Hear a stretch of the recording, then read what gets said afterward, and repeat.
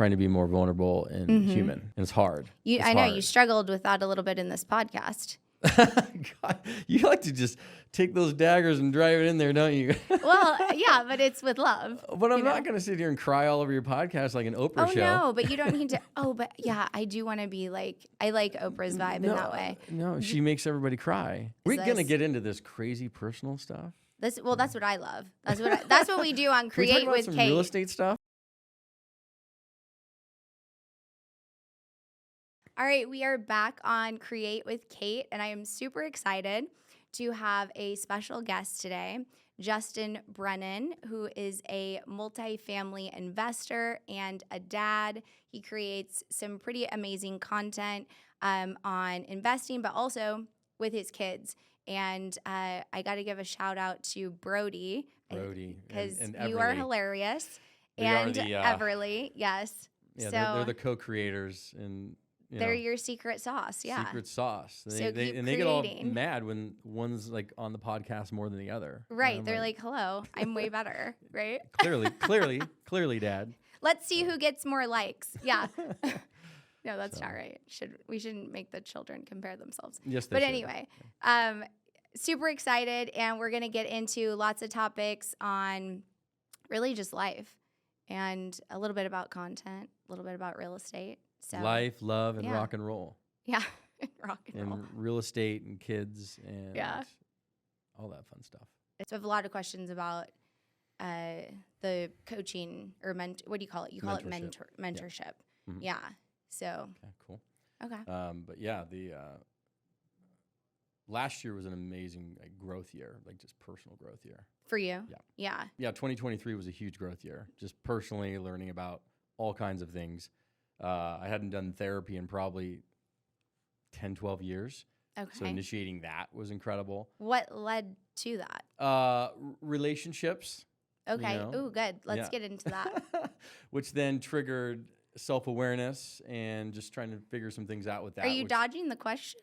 A little bit, yeah. Okay. Well, I think we should probably discuss this because when I reviewed your content, you are vulnerable and transparent for the most part, and I love that you share your kids because they're hilarious, but I think that's great to see someone. I help people build personal brands, and that's such an important piece to share who you are personally, not just professionally, right? Yep.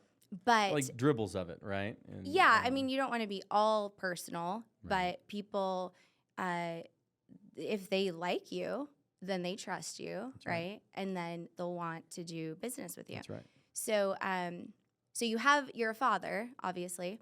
It doesn't appear that you have a wife. So, have you gone through divorce, or what does that look like?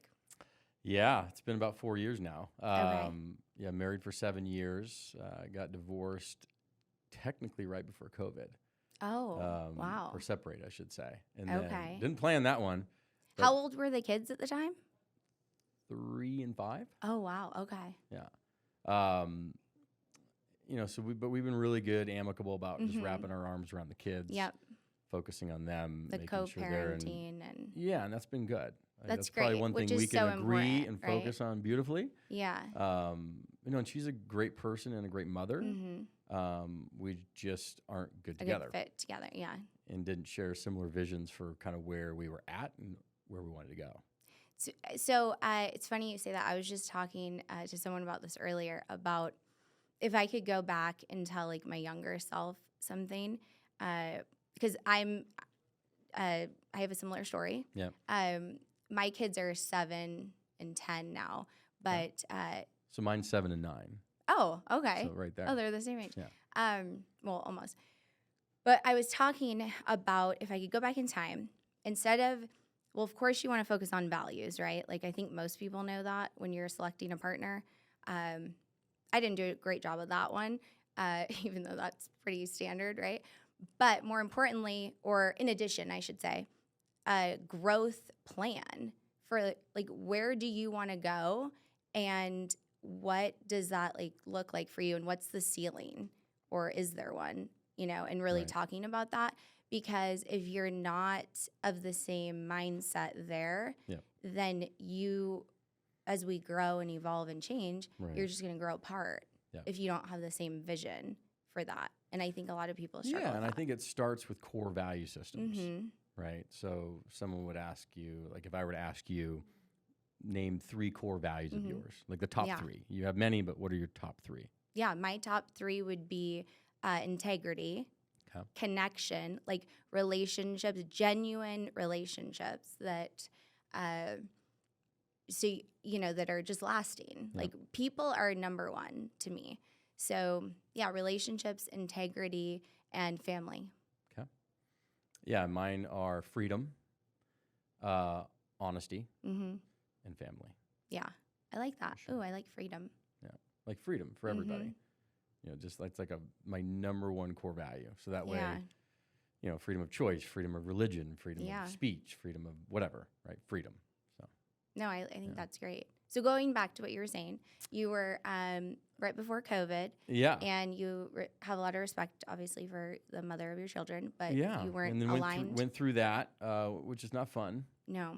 As anybody that's gone through it can recognize. But, came out of that and, like I said, amicable, working together to focus on the children and all of that. And then, 2020, which we can almost all forget that year if we really wanted to. Was it not a good year for you? Or I mean, it was fine. I feel like for a lot of people, it was like a great year. Yeah, it wasn't a good or bad year. It was just, obviously I was going through the divorce you were then, in the middle so that's what, it wasn't a lot of fun. Right. But you go through it, and then you got COVID and everything else. So, it's just a lot of moving parts. Yeah. But by 2021 was a great year. So, and you were saying this because we were talking about like what led up to the growth, and it was therapy, you said. So when did that come in? That was 2023. So after I'd had 2. So wait, there wasn't therapy like during the marriage? No, we'd gone to therapy. Sure. Oh, okay. Yeah, You're just saying where it kind of shifted your perspective. Briefly, right. And then what triggered it was kind of, you have 2 relationships that ended for different reasons, but similar theme. And so there's one thing that's common amongst that, and you're the common denominator. Like, oh, right. You. Right.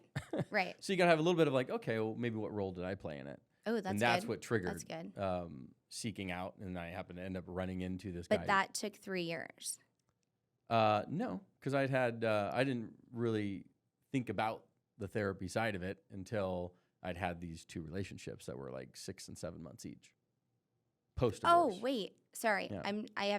Let me catch up. Yeah. So it was the wife and then 2 relationships Correct. after. So do you think, so maybe did you jump into them too soon? No, because they didn't really happen until 2022 and 2023. Okay.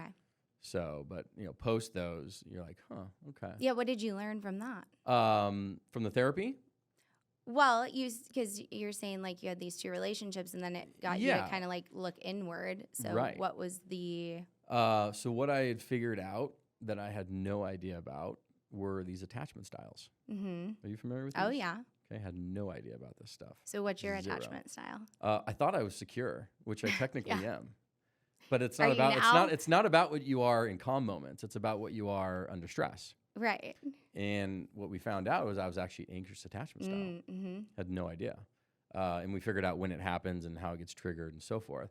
So attachment styles, the difference between how men and women process emotion, and female psychology. Okay. So once I understood those 3 things, I was like, oh, thank you, Lord. Yeah. Okay. Really? Oh, my gosh. So, night and day. Night and day. So what was the common theme with people you were attracting or choosing to be with? Good people, but what we recognized is that once I am emotionally connected to someone, and that could be romantically or just platonically, right? Close relationship, emotionally connected. If I sense any form of kind of pullback, triggers me. What do you mean by pullback? Sense of like not feeling good about the relationship, or they're not as confident about the relationship and I am, or something like that, right? If I sense any kind of distancing or pullback from that like relationship that was all in, and I sense that it triggered. And I had no idea that was happening. Yeah. Zero. Which then would cause changes in the masculine and feminine energies. Right. Which then changes this whole dynamic and on and on and on. It just steamrolls. Yep. So once you understand all this stuff, you're like, holy S-H-I-T. Yeah. It's pretty crazy. wild. Yeah. Yeah. So what's your take then on, the alpha female that... Well, I can tell you this. It's very difficult, and this is just, once again, you go listen to Josh. I have a podcast with him, spent an hour and a half with him, because I was so blown away how a guy who's in his mid to late 30s, who's Josh, is not married yet, but has a committed relationship. Okay? He is so dialed in with this stuff. Yeah. I've never met anybody quite like him. So anyhow, I'm like, dude, you got to come on the podcast. Like, people need to hear this stuff, and men need to understand it, because he only works with men. He does not work with women, because ultimately his goal is to make men the best versions of themselves, high value. You hear all these topics, but how do you really execute that? So, he got me dialed in real good, and it was incredible. So what did he do what's different about you now than before? How I understand the masculine and feminine, how I understand attachment styles, female psychology, and how men and women process emotion. Okay, but if you can understand all of that, but how do you actually apply it to your life? So now having tools to deal with the attachment style, once you start to feel yourself get triggered in any way, shape, or form, those tools kick in, and you kind of, excuse my language, calm the fuck down. Okay. And don't allow that energy to go the wrong way, which can then sabotage things. Interesting. Yeah. So has that drawn in a good relationship then? Have you it changes energies, that? Right? Because so much, and this is what you talk about the alpha female. I know we're having like this relationship podcast now. I told you, we're going to go deep. So it's very difficult for a relationship to last long term if the woman is having to be the alpha female at work and then have to come home and also be the alpha female. I agree. And she can't step into her feminine. Yes. It's going to be darn near impossible. So what's going to happen is she's going to be at work being this boss lady, come home, and if she can't step into the feminine, she's going to feel not safe, not protected, probably not provided for, and then begin to disconnect emotionally from the man that she's with, and then not respect and look up. Totally. So therefore, emotionally, I can relate to this. Yeah, emotionally pull back. Yeah. And then the man's going to sense that, because then the physical intimacy is not there. So it just becomes this. Right. Yeah. So that's very true. It won't work long term. It'll work short term, but then eventually it'll implode.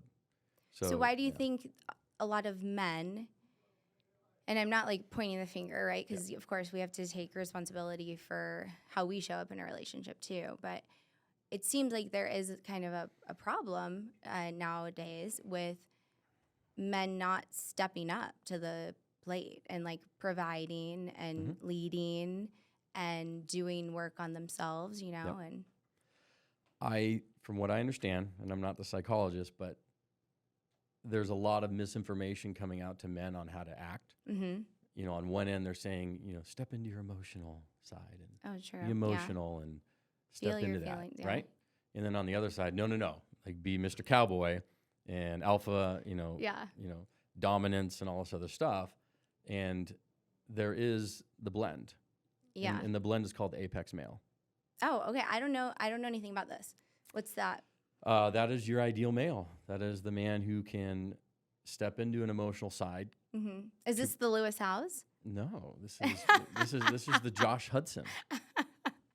But this is my version of Lewis Howes. Yeah. Okay. There's that end of it where you can step into the emotional side and provide that level, but also maintaining the masculine energies. Okay. Yeah. So balance, I guess, just like anything else. And knowing how to do that the right way, and knowing how to show emotion, but without taking that feminine, masculine imbalance. It's really, it's not, that's harder said than done on the emotional side. So. Well, all of this is, and you know why? Because, women, you'll say, talk to me, like share your emotions with me. I want you to be vulnerable. I want you to be all this stuff to a certain degree. Because if too much is happening and too much is going there, and he's putting all his stuff on the table, subconsciously you're going to start losing some value in a way. That's interesting. So he can share some, but he needs to share it in a certain fashion and still maintain the masculine. And there's just ways to do that. Okay. You may not agree. I don't know. But this is the female psychology side. I mean, I can see what you're saying. Yeah. But I do think, and I would like to believe that, you know, if you were in a relationship, that person could be completely open and honest with you and not worry that they're going to. You would think. Subconsciously, like, not, then you're going to see them as too feminine. You would think. You're right. You would think. You would hope and you would think. Yeah. But if it happens too much and too often from the man to the woman, unfortunately, because of your evolution, and I'm just saying. But that's a different thing, because if it's too much, then to me, that's a reflection of he needs to do some more work on himself. Right. So, but if it's happening, because that is what happens in life, right? You have moments like that. But then he's doing the work, then that's different. I feel like let it out and then continue on with the work. Yeah, fair enough. Yeah. Fair enough. So. I don't know. Is it Josh? Is that what he says? Yeah, I wonder what Josh would say about that. Let me know, Josh. He's going to know a lot more. We can tag him in this, and then he'll reach out to you direct. He's the guy. He's the guy. Yeah, he's pretty incredible. Okay, so I learned about that stuff. So you learned about that in 2023, and then how different is your life now with those tools versus how you were living before? I don't get triggered as easily. Okay. Calming down, realizing that happiness is within yourself and it doesn't need to be from someone else. Yeah, that external validation. And just having a calmness and just like an overall calmness to like, you're good, man. Were you just kind of like hyped up and? Yeah, I mean, you get anxious. Yeah. Right? Not knowing that that's what's happening. It's completely subconscious. And then you realize, oh, crap, like this is happening. Yeah. But if you're not aware of it, right, you don't even know it exists, which I didn't prior to that. Yeah. If I would have known all this stuff, then I would have been like, oh, because once I knew it, it was easy for me to like calm down. I just didn't know it was going on. Yeah, it is really interesting. Yeah. I found for me, I like to, which I think this what is, attachment I style think this are you? is masculine. I think this is a masculine thing, but I like to fix people or try to fix them or help them. No, that's pretty normal. You know, I'm like, here, let me just help you. Yeah. I can see all this potential in you, you know? Gotcha. Well, you can't fall in love with potential. True you that. Know? So true that. I think being able to look at someone and not just hear what they say, but like what are their actions? You They'll speak a lot louder than words. Yes, they do. Yeah. And just assess someone in that way. And early on too. And Lewis Howes says, I don't know if you've heard this podcast, but he says that when he did all of this work on himself and then he started to date, he told himself like he's not going to get intimate like right away. Yep. Because that can cloud your judgment. And especially for a man. Yeah, well, I think for a woman, for both, yeah. but like, that's what he was saying is like I'm not doing that. And then if it was a good match, or he felt like okay, this is going in the right direction after like I think he said like a few months or something, to do therapy or coaching in the beginning. And I was like, that's like a great idea. Yeah, if two people are in on that idea, sure. Yeah, like why would I do that after like there's a problem? Why wouldn't I do like preventative maintenance? Well, sure, and most like, people go brilliant. into therapy to talk about the problems. You know? And that's a recipe for disaster. Yeah, so I was like, wow, that's genius. But I could see that turning a lot of people off. But I mean, I guess if it does, then they're not your people. So speaking of Mr. Lewis Howes, since we're on his topic, he was actually in a podcast with Alex Hormozi. Okay. And I didn't hear this one. And Alex Hormozi said, have you heard this quote? Women fall in love with what they hear. Men fall in love with what they see. I think I've heard this. This is why women will always wear makeup and men will always lie. Oh, yeah. I hate that. That's terrible. No, I know. But if you think that through, and then you should have seen Lewis Howes' face. He's like, yeah. Oh. And then Alex Hormozi explained it.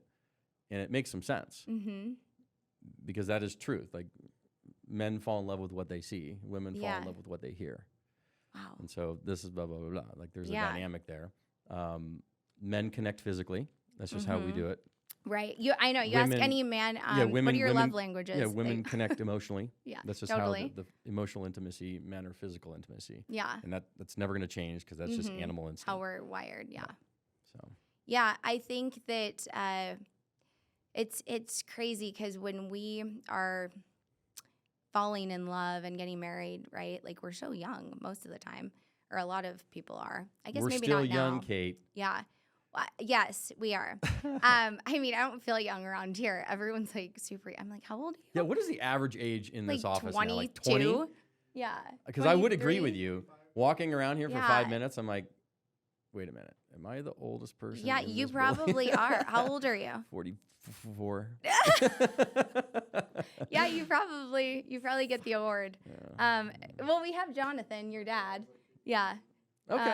So we've got that going for us. But no, I'm the oldest, and I'm 36. Okay. I feel like I'm the oldest in every room around here. Hmm. But I don't feel like I'll look at someone. I don't know if you do this, but I look at someone that's like 25, right?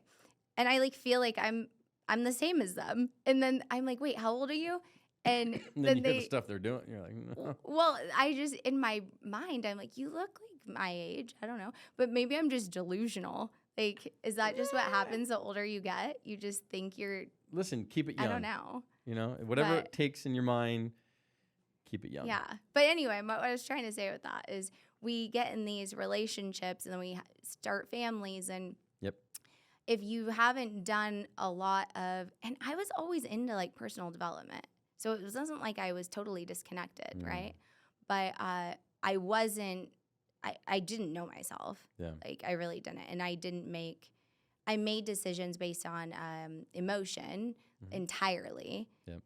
I've done a lot of that throughout my life, which is kind of it's a blessing and a curse. You know what the worst thing a man can do What? is try and solve a woman's problems. Interesting. What made you think of that? I mean, think about it. This is what I've been taught, and it makes complete sense.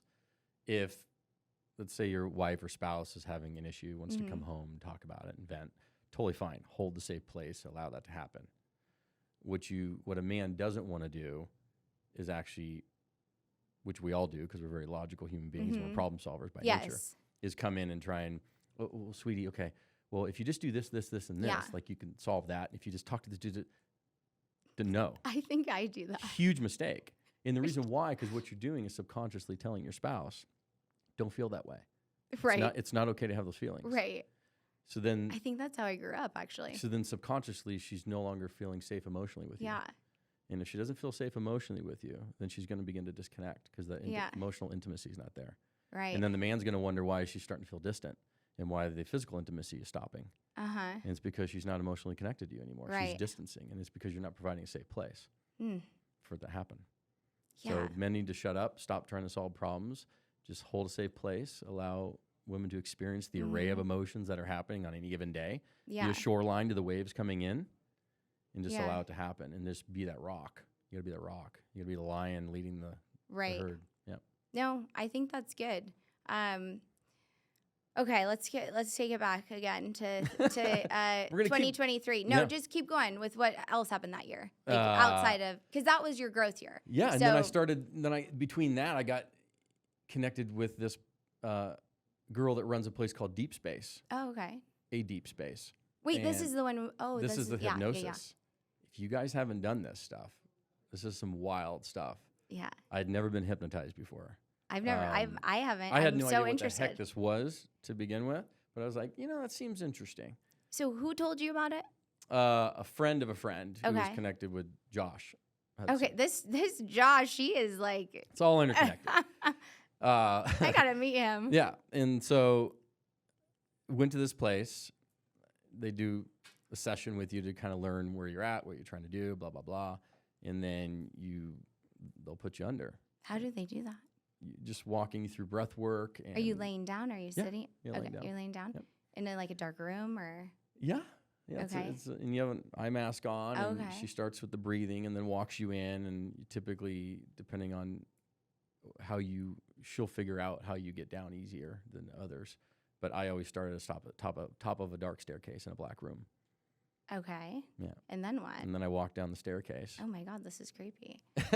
And then as you get down there. To your problems. Right. To your problems. Open the door to all your shit. Right? So I I'm always scared. remember in the staircase, kind of like, the dark room here, but it's a dark staircase. It's always dark and it's black. Yeah. Everything's black except for the light around the doorway. Oh. So when you open the door, you're opening into what you're going to be talking about for that session. So then you opened the door. Like, do you remember this? Oh yeah, I remember it all. And then did you walk in, or what do you? I'm trying to visualize. Are we gonna get into this crazy personal stuff? That's what I love. That's what we do on Can we talk Create about with some Kate. real estate stuff? No, that's boring. We will talk about that, but I'm just curious, like how your brain, because if you're hypnotized, I thought you don't know what's going on. No, you're fully aware. Let's see, that's so you're weird. in a trance state, they call it. So between being fully conscious and right before you go to sleep, right? If you think about going to bed at night, like there's a period of time when you're consciously awake, and then all of a sudden, boom, you're out, and you go through 6 hours and you wake up, right? But that time spent was like zero. Mm-hmm. So it's that trance state in between there. That's hypnosis. How long did it take you to get into that state? 5 minutes. Wow, that's some pretty people fast. are easier than others. Yeah. And it depends on how open you are to the concept. Okay. So for me, I was like, all these bring people it on. are like doing mushrooms and all kinds of. Have you heard of this Microdosing? thing? Yeah, I've microdosed. No, or where they're just like doing these mushroom ceremonies. Oh yeah, like ayahuasca, DMT, which isn't mushrooms. That's different. That scares me. Yeah, I'm gonna do that. It's just, oh really? Yeah. I mean, at some point, yes. Oh, it that starts with freaks me out. I think ayahuasca first, and then you go into DMT, which is like more intense. Oh, I don't know what that one Yeah, is. it's like a cleansing of your soul. Oh my God, that scares me. I can't. I'll tell you all about it at some point. Wait, you did that one? No, I'm going to. Oh, okay. Yeah. Okay. I'm gonna do. It starts with ayahuasca, I think, first. Is that's that like scheduled? Or? No, it's not scheduled. But I'm gonna do this. I heard people like you need to literally do it under control, like a controlled environment. Well, with I've the right heard people like poop their pants or something in those ceremonies. I've never heard of that one, but you do vomit. You do, yeah. Oh, okay. Yeah. Maybe that person. It does come out one end. I don't know about the other, but it does come out one end. I can't imagine you like go through this. Clear thing your and soul. Oh my God. Yeah. Okay. So ayahuasca first, and that has to be a controlled environment. People that know what they're doing. Yeah. And then you can step into the next one, which I think is DMT. Yeah, that Joe Rogan does this. I'm stuff. not ready for that. He's all into it. So, okay, so 5 minutes you go down the staircase, but what was I guess if you don't want to go all the way there, I mean, come on, I thought you were like down for. So let me. I'll give you one. Discussions. I'll give you one because there's stuff that gets super personal, but I'll give you one that's fair. That's fair. So go down, and before we went down, we talked about what do you want to accomplish in the session, blah blah blah, and I said, I want to try and understand why I have such a hard time asking for help. Oh, yeah. Right? And why I try and just. I think this is the one you talked about on the podcast. I try and just do everything I myself. did hear this. Right. Yes. And I be a lone wolf versus allowing help to come into life and feeling valuable for that. So yeah. I have no idea that it's complete because most of the stuff all starts with your childhood. You have no idea. Yeah. So this is what happened in this session. So we go down.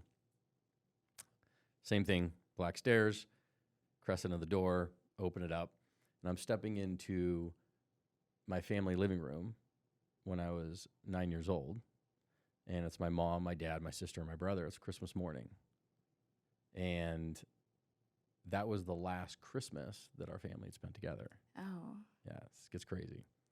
So from that, not knowing, but that was setting in stone because 2 weeks later, I got picked up from school and we didn't go home. We drove past the street and kept going to my grandparents' house. Okay. And I'm in the back of the Suburban, my brother and sister in the front seats.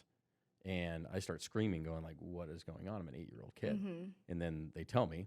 And so I'm still screaming and blah, blah, blah. And what ended up happening, what we figured out is why I tend to do things alone and not for help is because my brother and my sister, totally subconsciously to them, would always tell me to shut up, don't do anything, mind your own business, don't ask for help, just deal with it. Okay. As a young child. Yeah. Right? So it sets in this totally subconscious programming. Yeah. And it all started with that. Like we pinpointed it to that moment. So do you think that you had trouble like receiving love? I don't think so. Okay, just help. Yeah. Yeah. Just like when I'm more of a giver. Yeah. So when you tend to receive it, you feel uncomfortable. Well, because you feel weak, right? I don't know. I just knew that. I think that's Like, what I just felt like with. no, just don't ask for help. Just go do things yourself. Yeah. Get it done. Like, don't ask for help. People don't want to help you. Right. So that's what I was subconsciously implanting in the brain, not knowing that, no, people totally want to help you. Yeah. Like, don't hold yourself away from that. Right. So, yeah. It's pretty wild. That is. So we freed that from my mind. Yeah. Oh, that's good. Yeah. That's the whole point of subconscious reprogramming. Okay. Is a hypnotic reprogramming, because you go in, you identify it, and then she'll supplant subliminal messaging to reprogram it. So what about like limiting beliefs as far as Big point. with like your business or things like that? Yeah, we got into all that. Yeah, but I'm not going to talk about. Is there like one of those that would be good for? Because people have a lot of limiting beliefs, right? Yeah. Like especially when it comes to creating content. Yep. So is there one that came up that could be beneficial to people listening that you could share? Yeah, probably with. I think we sometimes put limits on wealth creation, but it's not. See, I don't know what money means to you, but money equals choices to me. Yeah. Right. The more money you have, the more choices you have. Meaning, some people make good choices, some people make bad choices. Right. Some people decide to come out to Las Vegas and put those choices up their nose in nightclubs. Yeah. Right. If you think about it. Yeah. Hollywood and people with a bunch of money, they tend to sometimes make bad choices with it. Yeah. Well, it just magnifies drugs, alcohol, the person sex, all that. Yeah. Those are probably not the best choices. They most certainly are not. Or you can take all that money and go help a bunch of people. Yeah. Give back. Maybe take trips with your family, spend time, have experiences and moments with that money. And those are choices. So it's choices. Like when I see $1 million, I see 1,000,000 choices. I don't see like all this moolah. I see is what choices can I do with it? How can I help people here, do this here, grow businesses here, have experiences with the family here? Yeah. Like do these things. So. No, I think that's, well, and it's freedom too, which one of your core values. And I think that's a problem with how we like talk about money is because money is just energy, right? And yeah, money is a game. It's like, are you valuable? Then you typically will have more of it. And then if you do good with it, I believe, then you get more of it. 100%. Law of reciprocity. So. Law of attraction, law of reciprocity. You give back, help others. That's hence the whole reason we started the podcast that I started was the abundance to give, right? And I love that name too. Thank you. Yeah, not interviewing super successful entrepreneurs just to interview them and say, hey, tell me your tactics. Like, how did you become Grant Cardone? Yeah. Or how did you become Ryan Panetta? Like, he can go on any podcast and tell people his steps to A to Z. Yeah. But, let's talk about, like, if I were interviewing Ryan, I'd say, dude, talk about your faith for a minute because I know it's important to you. And then how has giving back and helping others created abundance for you in your life? Yeah. Because he would go off on that because he knows darn well that by helping others, giving back, leaving a legacy has created massive abundance back to him. Totally. And anybody that's super successful knows one thing: if you help others, it will come back to you in a positive way. No, so that's totally why agree. That podcast happened, because I wanted to interview very successful people, but about how giving and helping others creates abundance for them in their lives, professionally and personally. Yeah, in all aspects. So speaking of faith, what does that look like for you? I'm a very spiritual person. I believe in God. I believe that we are a part of something that is so far beyond our comprehension that we can't even fathom its complexity as a human race. So we have created religions, right, to help us. And the religions are great. I grew up under Christianity. My mom would drag us to church and kicking, screaming as little kids, but we went, right? Sunday school. And I went to Pepperdine University Christian school, went to a Catholic high school. I grew up, I studied the Old and New Testaments. I've been around it my entire life. And it's not that I don't think religions are incredibly valuable. I just think they're very confining. Yeah, I would agree with that. Because what I've always had a problem with religions, organized ones, is that they put people in a box and they make you think in a box. Yep. Mm-hmm. And then if you think outside that box, There's shame. You're going to hell. Right. And I'm like, well, I kind of, because my mom feels that way. Ryan's going to hate this. No, my mom feels that way. And it's wild. Yeah. Because she's Catholic? No, my mom's Christian. Oh, okay. But a hardcore Christian. Yeah. And that's fine. You do you, Mom. But don't cast judgment on others. Right? Meaning, which you're not supposed to do. Hence my problem with, and I don't know if it's religion or teaching or that. Yeah. I don't know what's doing the washing of the brain, but that shouldn't be that way. Because if you're a true Christian, you're not supposed to think that way. Right. So that's my challenge with it, is that here's what I believe. When we pass on, and we all get to do this, we're going to experience something that is so far beyond our comprehension that everybody's going to be like, holy crap. Yeah. Have you ever lost anyone like really close to you? My sister. Okay. So I have too with my dad. A few people, but specifically with my dad. Did you have any experiences after you lost your sister? Are you trying to make me cry on your podcast? No, I'm just going wherever it takes us. I know. But if you want to cry, you can. Yeah.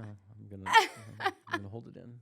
Emotionally strong lion. Okay. Was your sister older or younger? No, she's 46, and then she passed in 2018.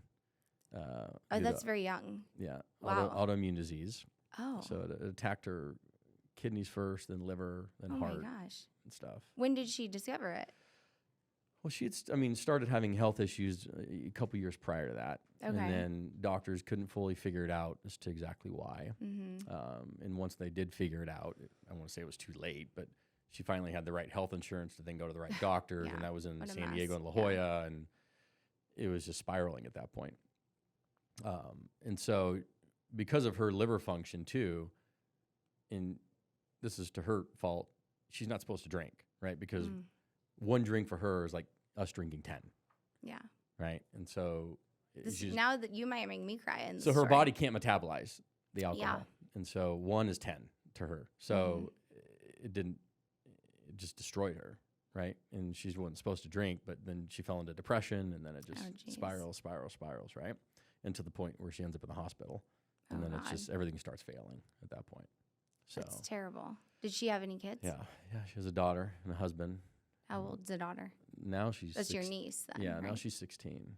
Oh, she was 11 at the time, because it's been 5 years now. Yeah. That's a lot. Yeah. It's pretty wild. So to answer your question, did I experience things post? I don't know if you know who Tyler Henry is. Oh, I absolutely Hollywood know who medium he is. guy. Yeah. Okay. So obviously I was in kind of a weird place after her passing, and I had to travel down to Australia for some business stuff. And on the trip down there, I read his book, Between Two Worlds. If you have not read this book, buy the book. Okay. Buy the book. I will. Trust me. One of the greatest experiences, just explaining maybe what could be between what we consider realms. He calls them realms. Yeah. We're in this realm right now. Yeah. Here, experiencing what we're here. When we pass on, we're going to the next realm. Okay. And he shares what that probably looks like. Okay. So going through that, my sister loved sunflowers and butterflies. Oh, and so one of her did you favorite start seeing songs them? is Sweet Caroline by Neil Diamond. Oh my God. I have chills. Keep going. I'll tell you why in a second. So you see signs all the time, right? So I get out of the airplane in Australia, in Brisbane, and what do you think the song is playing at the airport? Of course. Yeah. Neil Diamond, Sweet Caroline. And I'm like, really? Like, really? Or did it just make you feel like, oh, you're with me? Probably, but it creates emotion too. Yeah. Obviously, you see butterflies all the time and sunflowers and all that, and you clearly pay attention to those more because it brings it about. So yeah. But people are here. I absolutely believe in this because, I lost my father, but in 2019, in May, and then in shortly after that in September. That was literally a year after I lost my sister, by the way. Oh, really? Because it was May 2018. Yeah. Oh, in May? What day? Do you remember? I want to say 25th. Oh, okay. So the end of May. My dad was May 2nd. But shortly after that, one of my best friends and my oldest daughter, Lila, her best friend, her name was Caroline.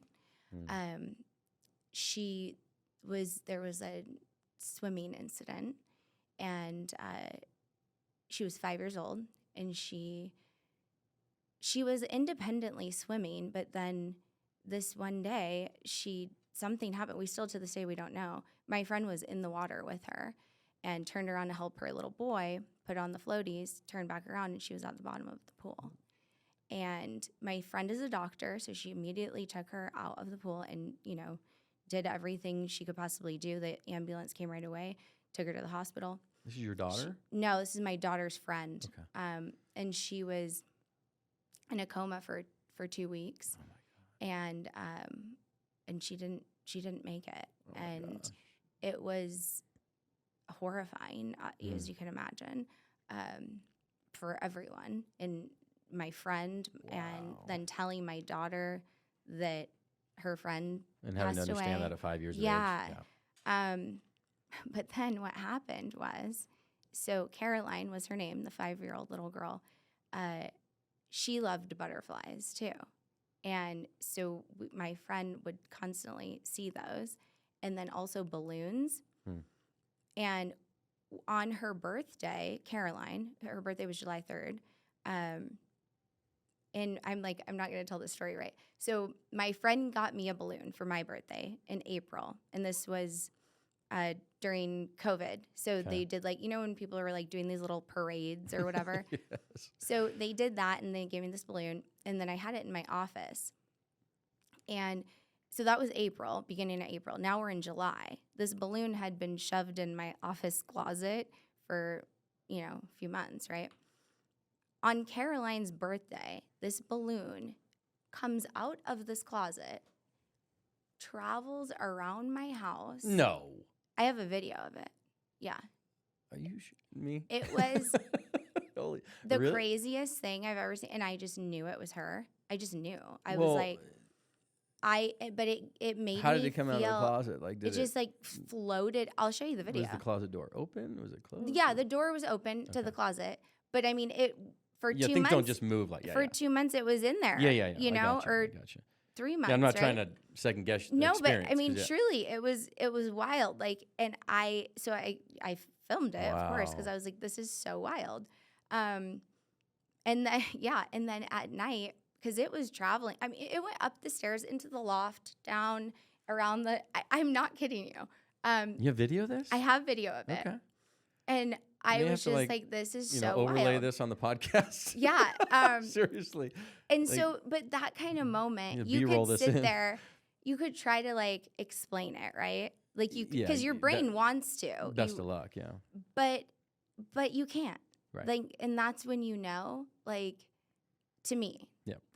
that's when I know we're all connected, Mhm. whether we're physically here Yep. or not. Yep. And I've had things like that with my dad too. But that one was probably the craziest. But then here you are saying, Mhm. Sweet Caroline, Yeah, and read that book, Between Two Worlds. It was Okay. a really good kind of bringing some calm. Mm-hmm. If anybody's had somebody pass on, Yeah. and giving you some idea of maybe what, if you don't know or you have wonders, like what does it look like? I think it gives, maybe you're not a religious person, it's going to give Mhm. you some understanding of, hey, there's a good chance of maybe what's going to go down. Do Yeah. you feel like that gave you a new perspective on life? Big time. Because, I mean, for someone to pass at 46, I mean, when you have any of these kind of tragic moments, Yeah. we got one shot at this, man. Right. And it's really not that long time. No. So I hear Gary Vaynerchuk, our amazing Gary Vaynerchuk, say, have patience. Mm-hmm. You have time. But And my response is, okay, kind of. Right. Well, we don't but, know. But not really, Gary. Yeah. Meaning, if you just go about that mentality your entire life of, oh, I have time, I'll get to it. Right. Well, then you're 75 Yep. and then regret. Life right? will So pass you by. the answer is, okay, maybe you do have time, but Mhm.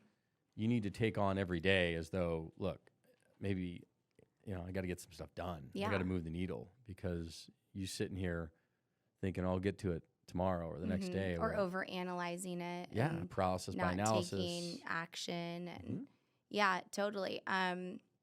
So since you're a dad, my dad and I, we'd have all these like talks early in the morning. I think you had messaged me something about early. I get up at 4 a.m. every day. Which is, I thought I was an early bird, Yeah. Kate. I mean, Yeah. 4. I'm like a I've 5. always I'm like a been like 5 that. or 5 or 15er. Even when I was like a little girl, I would do that. What It time was do you go so to weird. bed?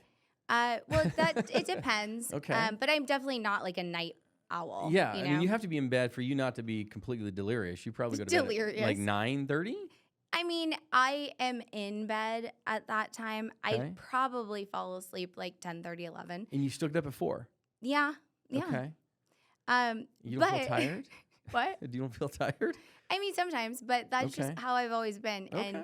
And my dad was like that too. And we'd have these great conversations, and he was really inspiring and like a big thinker, and I could tell him any idea and he wouldn't think it was crazy, Okay. Well, that's good. Which So I these loved. inspiring dreams. So yeah, but now, that he's not here anymore, I miss those talks, and it's like, I wish I had those on video, So as a dad, what advice would you give your kids to really live their life to the fullest? Or what would you want them to remember?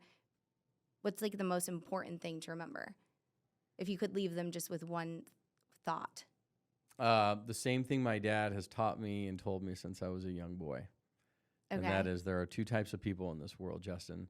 There are doers and there are dreamers. Ooh, yeah, that's good. Doers take their dreams and they make them a reality. And dreamers just keep on dreaming, baby. They talk. They dream. I'll do it. But they never take the action. They never go get it. Yeah. And the only thing that separates some of the most successful people in this world from people that don't is simply the action. Because there's a lot of smart people. Oh, yeah. There's a lot of people that are well-read. There's a lot of people that are highly intelligent. There's a lot of people who should be ridiculously successful. But because they don't take action, they way underperform and underachieve their potential. Yeah. And Ryan does that really well. It's probably my... he just goes. My 4 days with Ryan, and if Ryan's watching this, dude, this is what I figured out. Sitting in the golf cart with you, golfing with you for a few days, spending time in Cancun, I've realized one thing about you. You're a freaking ninja. And I'm dead serious, and here's why. Ninja. He's a freaking ninja. This. Okay. And he talked about this, but because I was like, I'm going to figure out why and how he's been able to bop and move at such pace. Yeah. And do it with pretty good precision. Right? Because there's something going on here. This is unique. Yeah. So I said, my 4 days down here, I'm going to figure that out. Right? So what I realized in listening to him is he's very good at isolating his attention on specific tasks until they are really well done. Yeah. And then he can pull out, put somebody in place to run and go. Boom. Okay. Give you an example. He talks about, I had this meteoric rise in social media, and it happened in this small window of 1 to 2 years. And it just boom, boom, boom, boom, boom, right? Exponential pop. And the reason why is because he isolated his attention, became the best at it. He goes all in. Yeah. All in. Became brilliant at it, and then able to like pop out and move. Golf, right? He said, dude, I sucked at golf a couple of years ago. Yeah. But it was something I was really excited about. So what did he do? Isolated his attention, went in. He's got, simulators in his house, and he's out golfing, I don't know how many days a week. And he's taking videos and doing all this crazy shots. And why? Because he's isolating attention, becoming a ninja. Yeah. And then pulling out and doing something else. Baseball, right? Former professional baseball player, minor leagues. He was able to isolate his attention beautifully and become as best he could, realizing, hey, it's probably not going to be the day for him, but he still did it. Yeah. With the businesses, same thing. I mean, he was telling me how this last few months, 6 months, he's had to jump into the businesses in the back end. He's been because very he was trying involved. to figure out ROAS and what's going on, and sales, blah, blah, all these dynamics. Yeah. So he had to jump in and figure out, okay, we need to isolate the problem.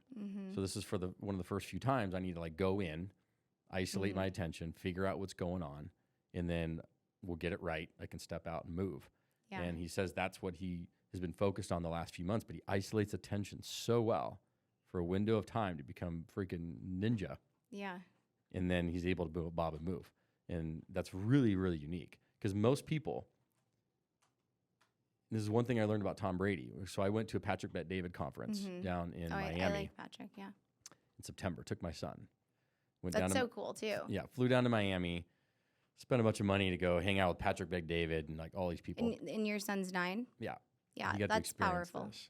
Yeah. And we were sitting right behind, I don't know if you know who Jacqueline and Andy Elliott are. Oh, yeah. But we're talking with them. And then like Cole Thompson, who runs closers.io. And, okay. I mean, the list keeps going on and on. Right. All these people. And then he's getting to meet Sean Cannell and all these people. Yeah. And then, Patrick. And then, so Tom Brady comes out. And like we're waiting for this moment because it's freaking Tom Brady. Yeah. And my son's all dressed up in Patriot gear and ready to go. The reason why Tom was so good and why he did what he did was because he was so beautiful at isolating his attention to be consistently disciplined, right? Just long enough to be great at it. He's very disciplined. I mean, he does not drink. He doesn't eat poorly. People can be disciplined. He's on another level. But he's consistently disciplined. That's the difference. That's what... Yeah, but it's even beyond consistency. His level of discipline is, from what I've heard, like, that is on another level.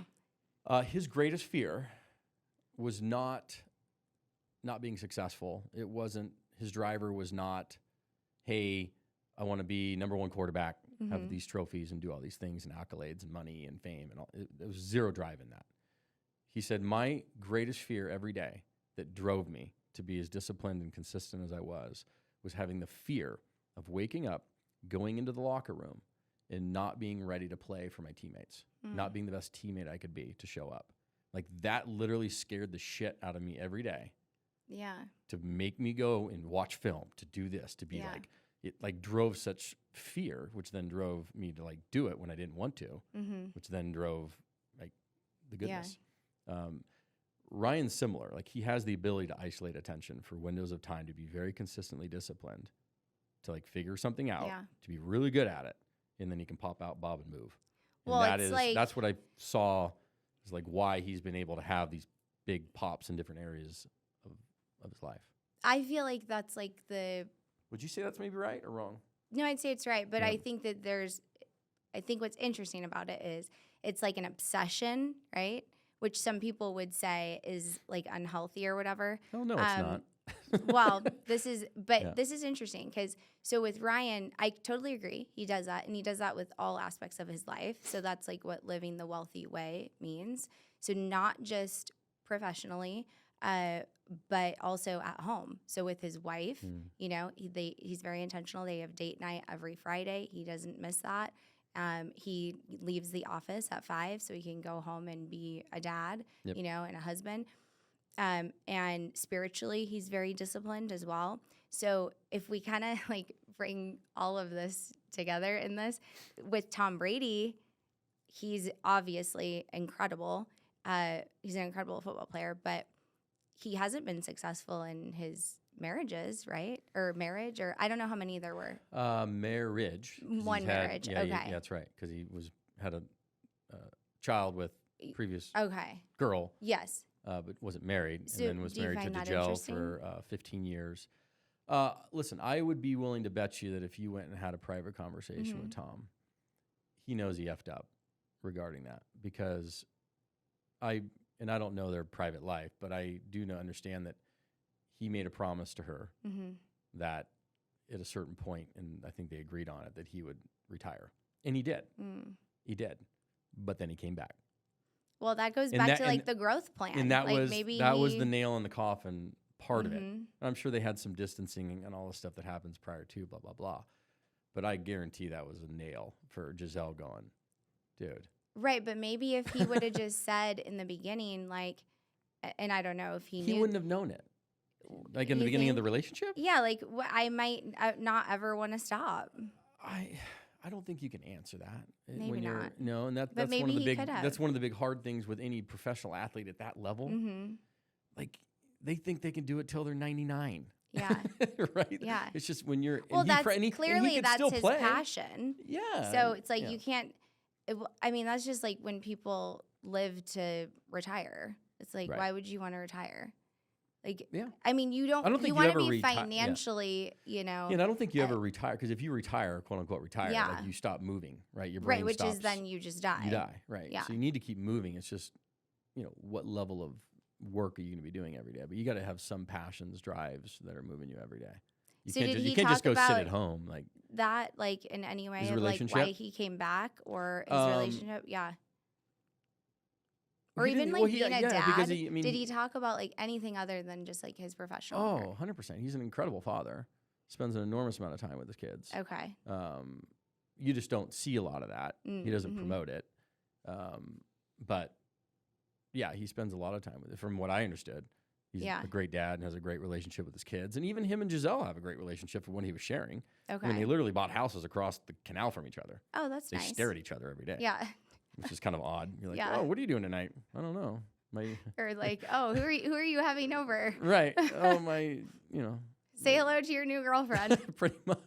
Like, this is going to be odd. Close the blinds. Yeah. That's super awkward. So, yeah. Interesting. Yeah. So, but Well, they so had what a- did your son think of it? He loved it.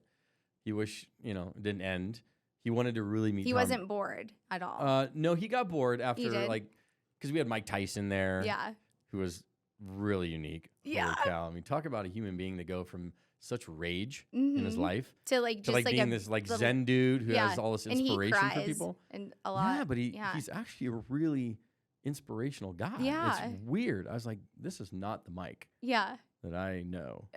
But it is. He's like, it was always in there. Mm-hmm. It's just I was surrounded by such rage Yeah. in my youth Yeah. that you never got to see it. Mm-hmm. And I said, that makes sense. Interesting. Yeah, Brody loved it. He obviously wanted to meet Tom Brady and Patrick Bet-David and all these guys. And I'm like, well, Daddy couldn't get the CEO tickets. He could only afford the platinum tickets. Okay. But I bought CEO tickets this coming year because When is it this year? I didn't realize the CEO tickets get to go party with Patrick at his house Oh, wow. in Fort Lauderdale. Okay. Didn't know this. Yeah. Now I do. So I walked right out of that thing, went and bought those CEO tickets because I'm like, I'm not missing that opportunity. So how much are the CEO tickets? Yeah. You got to tell these people what they need to invest in themselves. It's between 12 to 15,000. Okay. Yeah. All right. Well, we sell our diamond tickets for 10,000. There you go. So, it's kind of similar-ish vibe. Well, not going to his house, but Yeah. So I'm interested to see. so how much, speaking of that, how much money have you like invested in yourself since, I guess, 2023?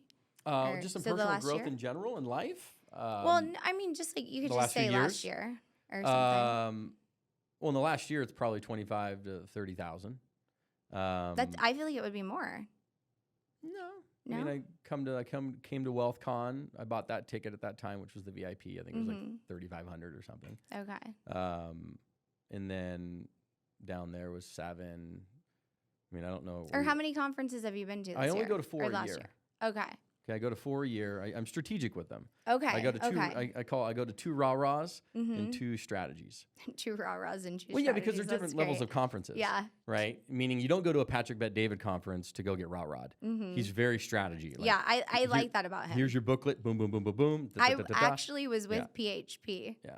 You were? Fun fact. Oh, yeah. okay. I'm Interesting. not passionate about selling No, insurance. Yeah. Gotcha. So, but I love how structured he is Yeah. and the training. And very, all very that. strategic. Mhm. That was And before his I conferences sold are it. very Yeah. business driven. So if you Mhm. want strategy They're and good, tactic and how yeah. to execute, boom.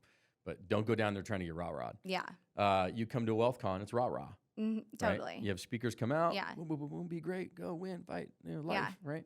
So that's great. You need 2 of those, Tony Robbins, another rah-rah. Mm-hmm. And then you go to one other strategy. So 4 a year. I love Tony Robbins. I actually would like to go to one of his events. So he stood, I was in seating, right? Maybe for me to, what's your name again? Sorry. Ethan. Yeah. So me to Ethan, he's talking, doing his thing. He was that close? Yeah. Got his Oh, cap dang. on. I felt like he was staring at me. He probably Is he short or No. tall? Is he really No, tall? He's a big dude. Okay. Big dude. And he says, okay, does everybody in the audience want to know what's the number one thing if you want to be super successful in life? Of course, everybody's like, yeah, right? Mm-hmm. He's like, this is what made me ridiculously successful. Pattern recognition. Mm. pattern recognition. Okay. Pattern recognition in people, pattern recognition in markets, pattern recognition in life, pattern recognition.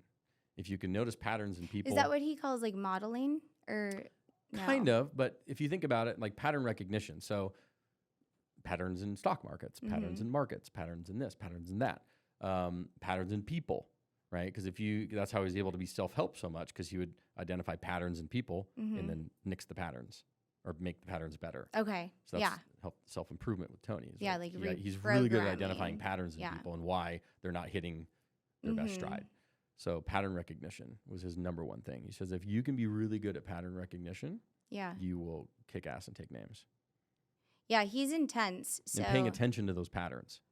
So when you said going back to the personal therapy side, when you have two relationships that both end for different reasons but similar theme, it's called pattern recognition. Okay, you have to elaborate on that so we can understand. So 2 different reasons, same relationships theme. end for different reasons but similar theme. Okay. Then you have to say, okay, there's a pattern here. So, but what's a similar theme? I'm trying to I need similar examples theme, similar for theme my brain. being attachment styles. Okay. So the attachment style was similar. Okay. Which is what triggered the problems, not knowing because it was subconscious. Okay. Right?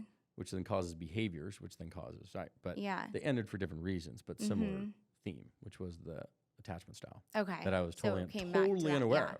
Totally unaware of. Wish I would have. Yeah. I mean, who knows? But it's really interesting. But then you learn along the way with the you failures. learn by your failures. Yeah. Right? I mean, I'm super thankful for the way that it happened, because I maybe never went to the therapy, maybe never went to hypnotic reprogramming, maybe never figured all this stuff out, maybe, right, all these things on and on and on. So you just got to take it for what it is. I mean, you've heard the saying, Lewis Howes talks about it all the time, right? Don't live in the past or you'll live in depression, right? Don't live in the future or you'll live in anxiety. Yeah. Live as much as you can in the present. So I know that you have been like very successful with real estate. So I want to touch on that a little bit. But you like kind of were born into that. Is that what I understand? Like as far as real estate goes, it's a family. It's in the family. I mean, so my dad, my dad was an Army guy, Army brat. No college. Okay. Grew up in a really bad household. His stepdad used to beat the crap out of him. Oh, geez. Yeah, it was bad. But anyhow, he made it through that. Went off to Vietnam, survived that. He doesn't know how, but he did. Came home and started getting into real estate. Started with his real estate license. Okay. You have yours. Yeah. Right. So and I have mine. So started as a real estate broker. Realized he hated it. Okay. He says, I want to start developing some homes. So he started building houses. Okay. And did this with some other people in San Diego. And that's obviously now I'm born and my brother's born. So we kind of, we grew into the development side of real estate, construction, all of that. Okay. Not necessarily apartment buildings and multifamily per se. But yes, there's some background in that for sure. Yeah. And then luxury real estate, you were as a broker? Yeah, I mean, that was kind of a byproduct of the financial crisis. How did the financial crisis affect you? I was like just a before young it or after kid. it? Okay. Like, I feel like. Gotcha. So you didn't. Are you talking about 2008? Yeah, no. I mean, I was 21. Okay, gotcha. Yeah. So you weren't in the heart of like in the real estate. Gotcha. No. I'm like, where was I then? I don't know. Yeah, so watching my dad went through 4 different market cycles his entire career, and the last cycle, he was always brilliant at making a lot of money, but he was also good at losing a lot of money. Okay. So he wasn't good at keeping it. So his income would mimic the real estate cycles, would make enormous amounts of money, but also lose enormous amounts of money. Yeah. Because he was never educated in the proper way of investing and protecting and like the things that I was now taught. So he was really adamant on making sure we were properly educated. So that's why he sent us all to college and blah, blah, blah. Okay. But yeah, grew up a little bit through the real estate and then came out of college, went home, I was a title rep for 3 years. Did you hate that? Not then, because that was 2002 through 2005. We could do all kinds of crazy stuff. Like we were going to ball games, paying for, I can't tell you the stuff that I paid for my clients, but it was legal then. Yeah. Now it's not. Then I went back to school, went to graduate school, got my dual master's degree, and then came out and did go to work at my dad's companies until everything collapsed in 2008. Yeah. And then from that, had a chance to go work on the negative side of real estate, which was as an asset manager. Okay. And I worked with a third-party asset management firm in San Diego, and we hired all the realtors around the country doing all the bank deals. So I was hiring, it was all the REO agents, right? There were many, many, many. Yeah. I was hiring a lot of them and saying, all the asset management from the deals from cash to keys, evictions, all the way through getting them ready, turn on the market, sell. So the whole process for the banks. And we were doing Chase, EMC, Countrywide, GMAC, Fannie Mae, Freddie Mac. I mean, all of them. So how old were you at this point? Like you were in your 20s? This would have been, no. This would have been, I would have been about 30, because this was 2008 through 2010. So, okay. I mean, that was maybe 28 to 30 years old. Okay. At this point. Did that for 2 years. Then I saw the curve moving from foreclosures to short sales. And if nobody knows what a short sale is, all it is the home selling for less than the loan against it. Yeah. That's all it means. So it has to be negotiated. So now I've jumped into the brokerage world. I'd never planned to be a realtor, never wanted to be a realtor. Oh, interesting. But I was saying, dude, I'm coming from the banks. I know exactly what the banks are thinking. Yeah. I have my broker's license. So you just saw an opportunity. Who better to go out and help people get out of this financial distress? Right. Like I can walk into their house and within 30 seconds be like, you have this loan, this loan, this loan. We're going here, boom, boom, boom, boom, boom, boom. Yeah. And so we were very successful with a lot of short sales. Okay. And I helped a lot of clients during that window until it became traditional, right, out of the distressed stuff. And that happened right around 2013. Okay. So pretty much a 10-year run. And then, but we started buying properties in 2010. Me and my business partner, and that was with the Brennan Pulley Group. And how did you meet this business partner? It's a good story. Back of a grad school classroom, we're sitting literally between break, and I'm on my computer, he's on his, and I look over, and I'm like, dude, what are you watching? And looks like a live Atari game on a satellite feed on his computer, like an Atari. You know what Atari is? No. Sorry, you're 36? What's Atari? Yeah, I'm 36. Neither of you guys in this room probably know what the hell it is. Okay, it's okay. I just aged myself. I get to be young. I just aged myself drastically. It's okay. It makes me feel Atari great. Came before Nintendo. Okay. Oh. But well, anyhow, I'm not like a video game. It looked like a live Atari game going on his screen, and it was a satellite feed. And he's like, dude, I'm watching a battle in Iraq right now. What? This is 2005 and 6. I'm like, excuse me? He's like, yeah, I'm watching this a satellite feed. Like we're checking out our software and stuff. I'm like, who are you? So he was a CTO of a technology company that time in San Diego that they designed, kind of like FedEx has barcodes on everything. You can track packages everywhere. They designed the same software for the United States military. Oh. So they can track military assets in a live battlefield in real time. Jeez. Bullets, gas, tanks going here, trucks going here, what's running into here, everything in a live environment. Okay. That's pretty nuts. He was the CTO of that company. And so we connected. And I'm like, so were you like, this is so freaking cool? Kind of. Pretty much. I was like, and can you be my best friend? Like, this is my badass friend. So yeah, we became friends, but we had a common denominator, and that is we loved multifamily real estate. We loved apartment buildings. Okay. And we talked about it. We're like, one day, dude, one day. Yeah. So fast forward 3-4 years later, we said, financial crisis happens, collapse. I went to him and I said, Chris, I'm broke as a joke. I can't buy these properties. I'm getting my ass kicked as a realtor. But, but I will find them. I will underwrite them. I will put them together. I will run the company. I will do everything. Okay. I'll even roll in commissions. I said, it's a 50-50 deal. Let's go make this happen. So he provided the initial. What just like, how did you just get that? Because I knew. Doing this? Like, it's pretty bold. I don't know, to just be like all in like that. Well, it started with a Tom Ferry conference.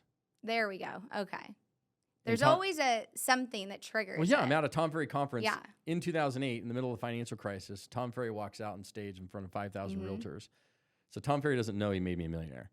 So he walks out and he gets everybody. Now he does. He gets everybody riled up. He's like, rah, rah, rah. He's like, okay, who here in the audience wants to own rental income property? Of course, all 5,000 realtors are like, yeah. Right? And then he's like, awesome.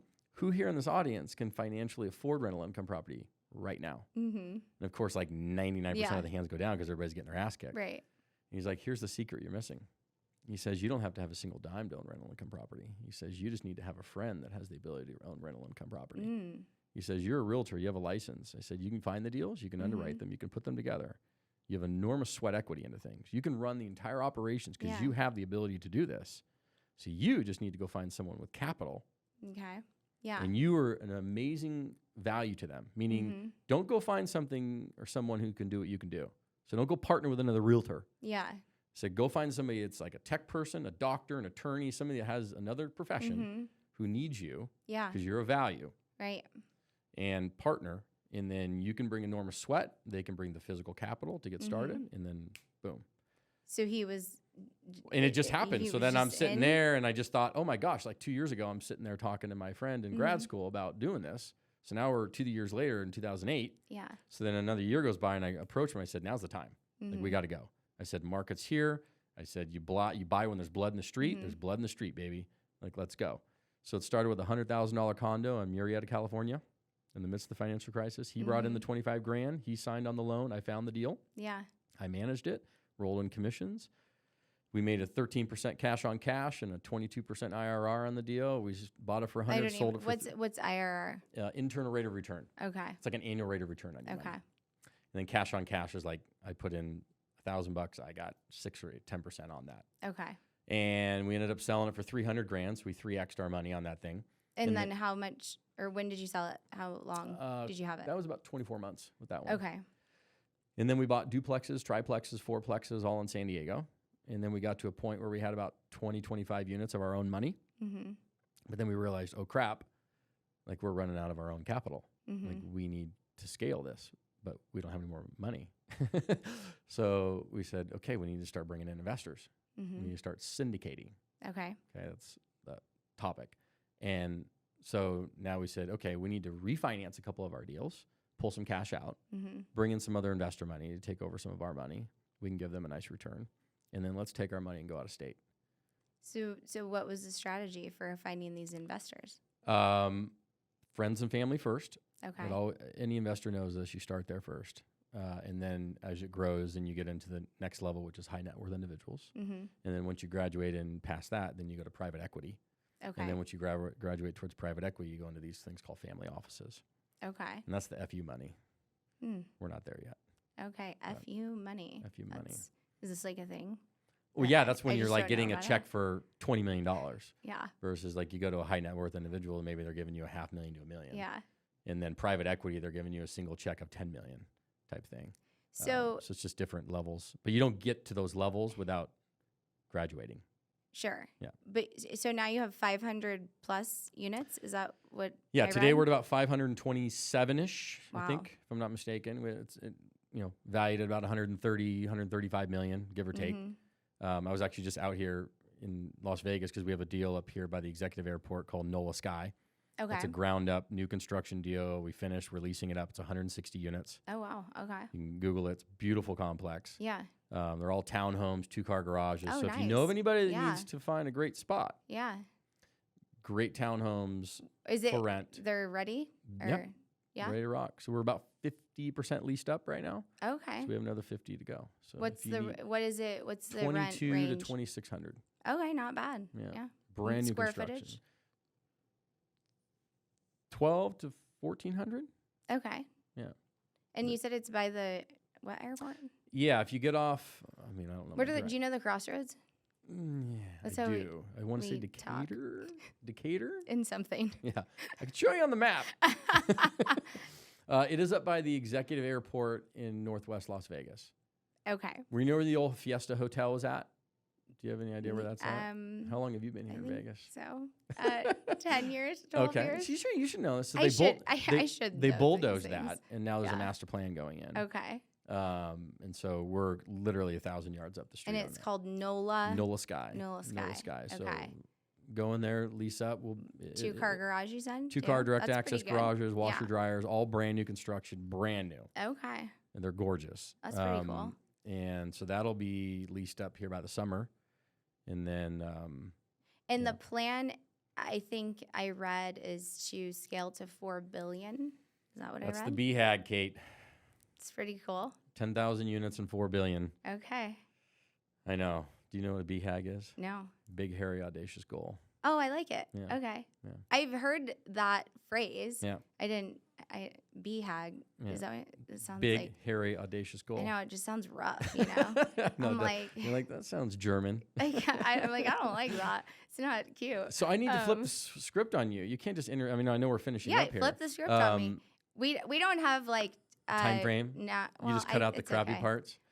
No, we'll leave how it long all. do your podcast usually go? We'll leave it all in.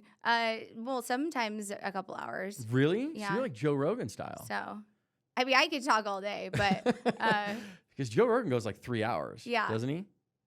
I mean, Ryan will go 2 hours. Really? Well, with certain people. You're like, if you're interesting. interesting. Otherwise, I would usually give like. All right, so that's it. Where like can we're people ending find it you? right now. So yeah, what do you want to ask me then, or do you just? So we talked about vision letters. Mhm. Let's get into these vision I know letters. that's what started all of this. Because I think this is fascinating. Yeah. I'm really big on business planning, Mm-hmm. but not doing your traditional business plan that everybody's done for years, where they like take out this multi-page thing and like fill it out, and it's always forward thinking 12 months out and all this other stuff, and then you do it, you complete it, you're like, yes, like I have my business plan for the year, and then it goes in a drawer and you don't look at it again until December of the next year. Yeah. Right. And everybody does this. So then I read a book called The 12-Week Year. Mm. So you're getting I haven't read all these this. amazing books. Yeah. Greatest book ever, by the way. Atomic Habits. Yeah, know Okay. that one. So 12-week year. What it's going to teach you is obviously a bit of human psychology, but also how you need to devise your business plan into 4 years in one. So it's 4 12-week years. Okay. So it's basically per quarter. And so you don't do a business plan saying, I'm going to complete this by December. It's no, I'm going to complete this by the end of March. Right. So my first business plan is moving now, and I have like 30 days to complete a bunch of stuff I'm supposed to do. And if you don't, then you failed, and you keep moving Do you over. And check and adjust, Yeah, or no? That's right. Yeah. Yeah. Okay. You keep moving it forward, but you need to have that urgency. Yeah. It goes with the same saying. You give somebody a week to do something, what do you think it's going to take? A week. A week. Yeah. If you give them a day, what is it going to take? A day. If you give them an hour, Right. right? No, I totally believe in and that. it's all human psychology. Yeah. It's just understanding that side of it. And it's making them more digestible, like the Yeah, the and you goals. take it in smaller tidbits, and you make them Yeah. accomplishable within a window of time, and you give somebody 90 days, not 365. Yeah. Because then what'll happen is they'll wait till day 300, Yeah, or to start. 364. and they're Yeah. like, "Oh, it didn't happen." Well, no shit, Right. Sherlock. I mean, so we need to condense the So times. do they talk about vision letter in that book? Or They don't. That was something that a mentor gave to me Okay. years ago, and he says, "Justin, this is what I want you to do. Number one, if you want to get somebody to move, this is how you do it." Okay. He says, "Justin, I want you to write me a $10,000 check, and I want you to post date it till December 31st of this coming year. And if you don't accomplish these goals that you're going to put on this list, I get to cash this check. Dang. Okay. You want to shit your pants? Do that one. And not ayahuasca. Not ayahuasca. Or maybe. or just add in the I guess we'll find out. Let us know when you do it. Add in the little mushrooms, little microdose. So you set that up, and then you do the vision letter. Okay. And the vision letter is sectioned into 3 paragraphs. Oh. The first one 3 is paragraphs. personal, Oh, this is what you were saying. Yeah. then professional, and then health. So mine isn't organized in that fashion. Okay. But those okay, are the tell three. me Those are how the you 3 do this. sections of your life. If you think about it, you have your personal life, Yeah. you have professional, and then you have health and wellness, spirituality, faith. Like you clump into that. Yeah. So and you write it in the future tense. Yeah. So I have dated mine. I mean, I could probably pull it out. Yeah. It's December 31st, 2024. These are the things I've accomplished personally. These are the things I've accomplished professionally. And these are the things I've accomplished health and wellness wise. Did you do this last year? Every year. So can you speak to that? Yeah. And Okay. if you read it every day, you put it. Oh, you read it every day. Oh, 100%. Okay, so I did something a little different that I heard. I think it was Jen Gottlieb actually talks about it. So I wrote it. Yep. But then she said don't look at it Oh. Yeah, I read so it maybe every I'll day. try to do it Yeah, differently. because I like to send frequencies into the universe. Yeah, well, I like that too. Yeah. So I read it every day. I have a board in my room that has the vision board. It's got the vision I love letter. vision boards. Yeah. And it's got a list of things that I'm trying to accomplish. So that way, it's the first thing I look at when I wake up in the morning. Yeah. It's the last thing I look at before I go to bed every day. Yeah. And I Well, read that it. is what the great Napoleon Hill says that you're supposed to do. And it's amazing. So when you read the one from the year before, 2023, it's scary. Did it all about come 80%? true? No, about 80%. Yeah. About 80%. No, I totally believe And it in was that. scary because I'm like I read it and I'm like, oh my God. Oh my God. Yeah. So they say Oh my too, God. if you publicly declare, yeah, that's yeah. what was that? I mean, that's publicly, like social media, which I don't have anymore. That sound like that's like the sound of like, oh crap. Yeah. Like But they're putting me on public display. no, but I'll share mine. But what are yours for this year? It's long. The list is it's You can't summarize the vision letter. Yeah. Do I need to read the whole thing? No, but like it's personal. You said health and spiritual, right? Yes. So maybe just like give us the key points. Okay. So on the professional side, we want to acquire another 600 units this year. Okay. And we want to, I'm not a big flipper, but I like to flip a few houses here and there, do a half dozen flips. Okay. It's not the primary business, but, we do some higher end stuff. So do a half dozen of those. And so that's on that side. And then on the education business, continuing to grow that. How many people have been through the program? Right now we have about 52 in the program. Okay. For the mentors, or the mentees, I should say, in the multifamily mentorship program. We're trying to grow that to where my biggest thing, and I'm hearing this from people who come from other programs, it's really important, especially in the multifamily space. It's different than house flipping and wholesaling and stuff, which is a little easier to comprehend and move on.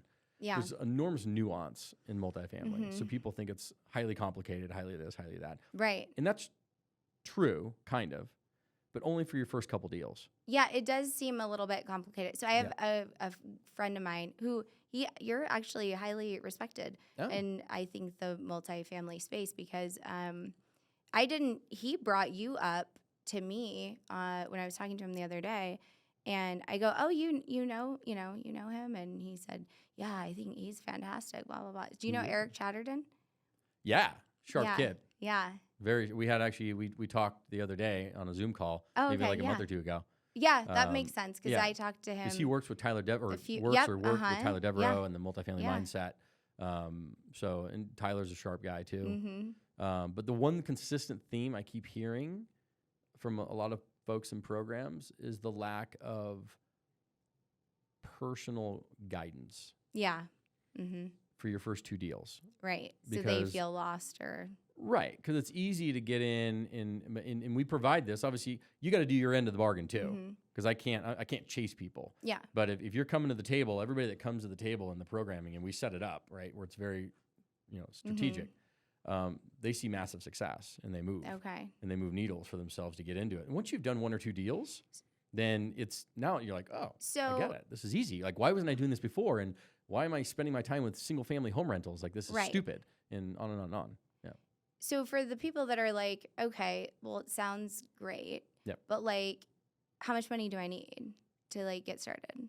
In investing? Yeah. With multifamily? I would say if you have, I'm going to be honest. I mean, yeah, be honest. I technically had $27,000 in my first deal. Technically. That's it? Yeah. Okay. I would say that if you have $50,000 to invest, you can do quite well. You can get started quite well. You'll hear the people saying, you don't need any money, no money down, and all this. Yeah, that doesn't. Technically, that's possible, but not realistic. Okay, so let's just kind of paint the picture then. Yeah. So if I am like, okay, here's my $50,000. Yeah, let's take $1 million multifamily deal. Okay. It's a 10-unit deal in Tucson, Arizona, $100,000 a unit. $100,000 a unit, 10-unit, $1 million property. How that deal is going to get structured is just like this. You're going to go out and you're going to get a $700,000 loan. Okay, 70%. Okay. You're going to have to bring in $300,000 of equity. So now the question is, how do I get the equity? Yeah. So most people think, oh, I don't have that. I know you don't. That's the whole point. You, as the general partner on the deal, the person putting it together, is going to bring in about 10% of that $300,000. So $30,000. You are going to go raise $270,000 from friends and family. And then the next thing is, well, I don't have friends and family. Blah, blah, blah. That's the excuses that come out. I said, yes, you do. And we're going to show you how. Yeah. And we're going to walk you through it. And we're going to hold your hand. And we're going to set everything up. As long as you go, we're going to help you. Yeah. And then we'll show you how to raise some money, because you'd be shocked how easy it is to raise capital for deals that make sense. But if you're just like a passive investor though, and you're you can not, do that. Yeah. then what does that look like for someone? Like, so if you're trying to like on a sell typical, them on investing. Yeah, on a typical deal like with us, is you're going to see, if you gave us $100,000 to invest, you typically see about a 6 to 7% cash on cash. Okay. Right. Meaning break that down. So you give me $100,000, I'm going to give you $6,000 a year back. That's cash on cash. Okay. And you're going to get 70% of the deal in terms of profits and all that stuff up on the upside. When you sell it. Correct. Yeah. Or refinance or any of that stuff. So you get 70% of the ownership of the deal. We take 30, you get 70. So how that all looks at the end of the day is you're going to somewhere between 18, that's depends on the deal, 15 to 20% annual return on your money. Okay. 15. So if you give me $100,000, you should be expecting 15 to 20,000 a year on your money. But where the real money is made is if you're managing the what do they call that? The general partner. The general putting partner. in the deals together. Okay. That's correct. That's right. Because you get to play both sides of the game. Yeah. You get to play general partner and then what they call passive investor, limited partner. So yeah, it's really interesting. Like I think not a lot of people understand it. Yeah, and once they do, like you have a lot of people approaching saying, I want to learn it. So that's like step one. Well, great. Like, and we try to understand people's goals and what they're trying to do. Because once people see the light, they're like, oh my gosh, why am I investing in single family? Yeah. Other than flipping. So flipping and wholesaling, that's just very transactional. Yeah. And you need to do that. So Ryan's like dead on when he says, listen, if you're not making any money or doing anything, like you going into rental properties is dumb. And that's true, because it's passive, but it's not passive. And it doesn't grow at the rate and the speed that a flip would. Right. Because a flip's going to get you a pop of $30, $50, $100,000, right? Pretty quick. And it's transactional, but it's pops. And you need that to kind of get momentum. And then you can move into the multifamily space. Okay. Yeah, but if you have some capital to get started, maybe like $50,000, and you make pretty good money annually and stuff, then multifamily is a great avenue to get going in. So, okay. So let's go back to, because we got sidetracked. So that's the goal professionally. Yeah. And then to be doing at least $100,000 a month in the education space. Where are we at currently? 50. Okay. So that's, we gotta, well, I don't know now without the Instagram, but yeah. We're working on that. Is it too soon? No. Too soon. Okay, it's a little painful at the moment. Yeah. Okay. Well, maybe people will feel sorry if you have to rebuild, and it'll just make it explode. Ooh, that's a beautiful thought. We could work that angle. Okay, spiritual and what was it? Personal and then health. Yeah. So personally, taking some trips with the kids and family, and continuing self-development. It's all like right in there. I have to like read. I have to look at my paragraph. But I'm not summarizing. It's in there. Yeah. Yeah, definitely want to take a few trips that I've identified with the kids. We've already done one. Did Big Bear. Next one is Sedona. And then it's either Hawaii or Costa Rica. Oh, nice. But I don't think the ex-wife's going to let me take them into Mexico or Costa Rica. So Hawaii's still good. Yeah, it's an option. And then spirituality-wise, continuing the hypnosis, therapy, and spiritual journey. Okay. Into the abyss. Okay. Yeah. Nice. But I'm not a religious person. So. Yeah. So I'll tell you. Are you a religious person? So I've never been super religious. No. Yeah. However, this last year, or maybe it's been longer now, maybe since my dad died, honestly, I have started praying. Yeah, and I've been documenting my prayers, and then I started going to church. But our church is so like. Do you go to the same church as Ryan? Yeah, but I didn't even know that when I started working here. That's the weird thing. So until you look over and you see him in the same row. No, it was so crazy. So, but I mean, that's just, I guess it makes sense because we're all connected, and then you know, you just anyway. When I prioritize that, like my relationship with God, then the manifestations, I guess, they happen a lot faster. Yeah. So so I don't know, I don't like read the Bible, you know, and get real detailed into that aspect. I don't really believe like that there is a hell. Because I'm like, why would there be such a place? But that's just my belief. No, so, listen, you know, to each their own, man. Yeah. Like I said, I think folks who believe it, it's absolutely this. Mm-hmm.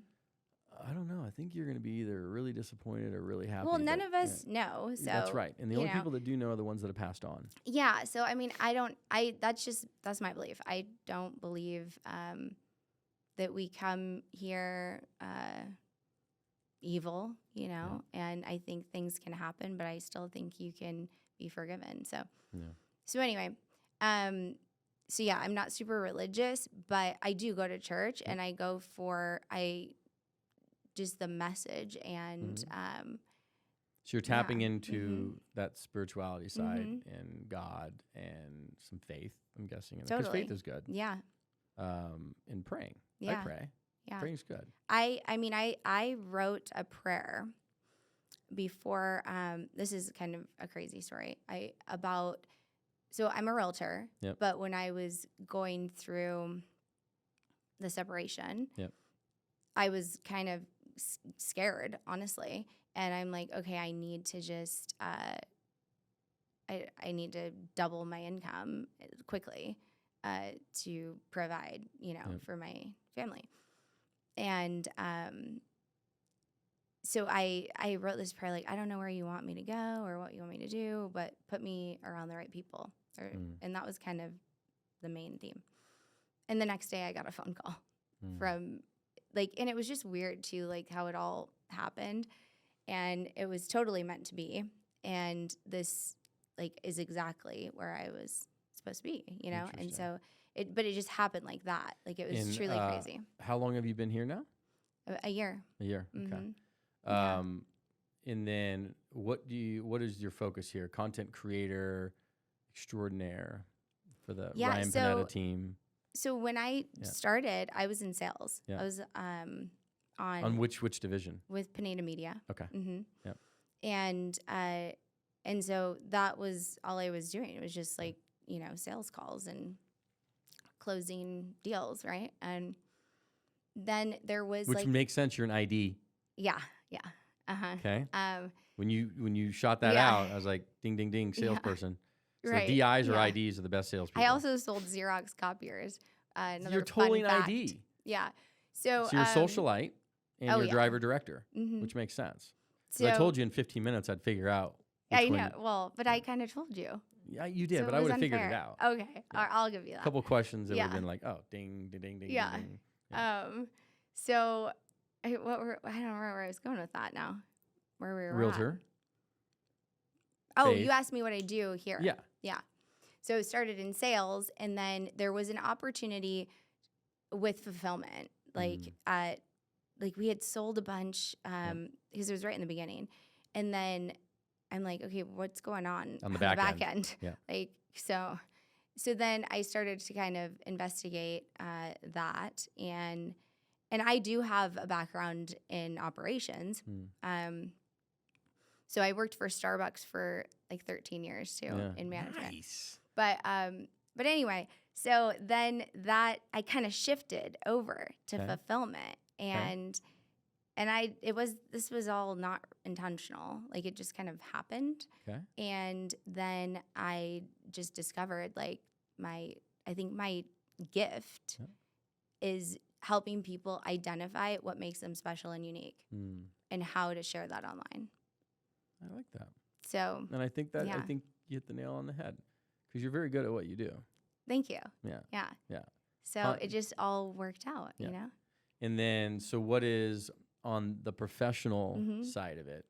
What does the end of this year look like in this kind of creator role and what you're trying to accomplish with? So you're working with all the students on the back end, I'm guessing? Mm-hmm. Okay. And helping them grow and all that stuff. Okay.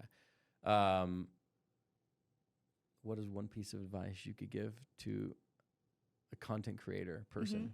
And I'm not even a content creator person, but I would say someone that creates content. Yeah. I've been told, which is why I've tried to improve it, trying to be more vulnerable and human. And it's hard. I know you struggled with that a little bit in this podcast. God, you like to just take those daggers and drive it in there, don't you? Well, yeah, but it's with love. But I'm not going to sit here and cry all over your podcast like an Oprah show. Oh, no, but you don't need to. Oh, but yeah, I do want to be like, I like Oprah's vibe in that way. No, she makes everybody cry. No, she connects. It's like you're spiritual. So to me, what it is, this is why I love podcasting, is that like, I don't know where this is going to go. I don't have like an agenda ever. Like I did a little bit of research on you. So this is why you like Lewis Howes so much. Gotcha. All of the people that are He's like a deep this. thinker. Yeah, like I don't know where this is going, but all I know is I just want to get to know you on a deeper level. Because if it's surface, like that's boring to me. True. So. Yeah. No, and I would agree with that. It's hard to get 3 layers deep. Yeah. Yeah. I mean, I guess for some people it is. But I don't. Since you're an I. It's very easy for you. I feel like it is. Yeah, emotions are how you, like, it is all in you. Like the emotions. Yes. Yeah. And you need that to, like, feel connected big time. Yeah. Yes. Yeah. But isn't that what we all need to feel connected? How can you possibly connect if you're just surface? I'm saying for the I person, like the I personality. Just for a human being. Everybody needs emotional connection. That's all. But I'm saying for an I, it's even more important. Okay. Like it's everything. Whereas for someone that's a CD, which is me, it's not as like I'll get there. But it's not like I don't like need it like food. You know, like for you, like you need, like if you don't like have I'll die. Yeah, basically, like you'll go insane. Like I don't understand. We didn't cry together and go 3 layers deep and like have these moments, and like it's very important. For you. And that's great because that's your personality. And there doesn't have to be. I mean, I haven't shed a tear on this podcast, but I feel like I feel it like if we went really really deep, I would, and I don't want to do that.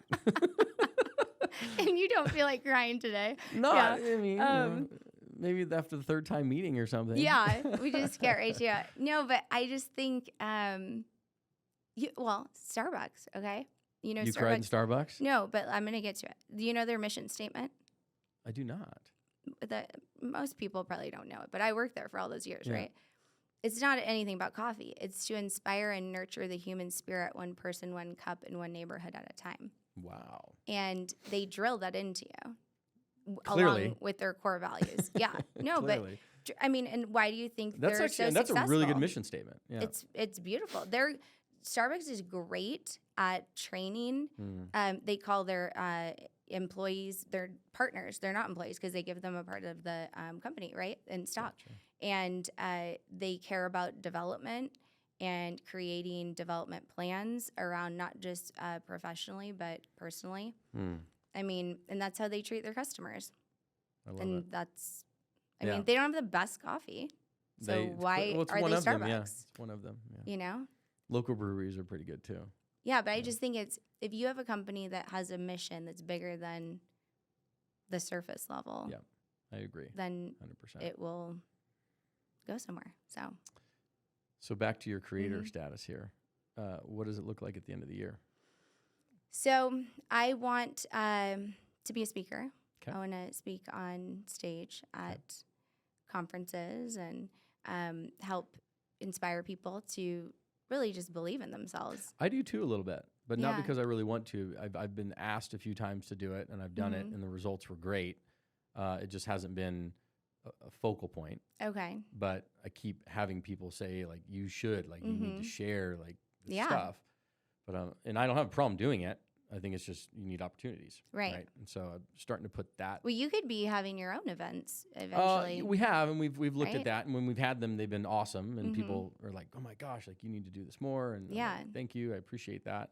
And so, whenever the chances have happened to get on stage and do it, the results have been awesome. Yeah. Or at least the feedback, I should say, has been awesome. So definitely open to that. And I think if you have a great message and you can share it and you can improve people's lives, what are you doing? Yeah. Yeah. What are you doing? No, I think it's like really powerful. So that's definitely a goal. And then I do want to write a book. I don't know about this year, and I don't even know what it's going to be about. I just know that's something I want to do. Create with Kate. Yeah. So, and this is why I like content creation, because I feel like it's really a discovery of yourself. So in order to make good content, you have to be very self-aware, is my belief. Yes, you do. Otherwise, it's just, I don't know, it's just content. But right. So I like to help people create better content and become more self-aware. So where do you think the best content is created? Like if you were telling, I don't know, is it industry-based stuff where they're professionally giving content, or is it more emotional, personal stuff? Well, if we were to look at your Instagram, if we could. We can't right now. Yeah. I would look and see what is do you kind of have an idea of what your top performing videos are? Yes. So tell me what they were. They're usually, surprisingly enough, the podcast ones, where I won't say controversial, but you have topics that are going to have people feeling different ways, right? The emotions, good or bad, which makes sense. Yeah, because you're going to tug on people's like, oh, I agree with her. No, I don't agree with you. That type. Yeah. Of thing. So there is some, I won't say polarization in it, but you're going to have differing opinions for sure in the content. So that's okay. So that's the most. What about like engaging? Like, what do you get a lot of comments on, or like it's all the like family stuff, which makes sense, right? But my ex-wife doesn't really like that I post the kids at all. Oh, okay. So that's a challenge. Yeah, but I'm like, Danielle, you post them all over yours. Like, so what are you doing? Yeah. Like, are you just blocking or what's going on? So anyhow, I was like, we need to talk about this. So but I finally put my foot down on that. So we're good. You could talk about being a dad with, you don't even need them with you. Right. Which when I interviewed my kids and we have these whole, we have a couple more podcasts they're funny. I saw, the one with the little boy. Yeah. Brody. And the questions he was asking. Yeah. I'm like, Brody. He's like a good interviewer. Yeah. Because he just went like straight for it. Like, yeah. Filter, I'm bro. like, I like this kid. He just goes right into it. So we have more with him and more with Everly, because Everly's hasn't like launched like the shorts. I mean, she's a little spitfire. Yeah. So is it? I have my hands full. What is it like? Yeah, girl versus boy. I have two girls, so. So he's more my analytical dude, thoughtful and thinker, and just very, very kind of focused. She is the visionary and the free spirit and fearless. And sounds like a great idea. Let's do it. So I'm like, oh, the Lord, baby Jesus. Yeah. And Dad just bought a bigger gun. Oh, jeez. So, well, she's still little. Yeah. She's 7? She's 7. Yeah. Okay. Yeah, When's her birthday? Going on 21. Because mine's 7 too. My little one. She's April 10th. Okay. I'm April 5th, and my daughter, my 7-year-old, is what? What'd you say? You're saying she's gonna be like you. Oh, well, wouldn't that be great? But that's why her personality sounds like mine. Like, let's just whatever. Yeah, let's go for it. Yeah. No fear. Yeah. Jump out of 4 airplanes, no problem. No, I won't do that. But yeah, my little one's March 21st. So they're literally like Are they two a peas few in a pod? weeks apart. Are they similar personalities? Well, that's dangerous. Are they though? No, meaning my little one.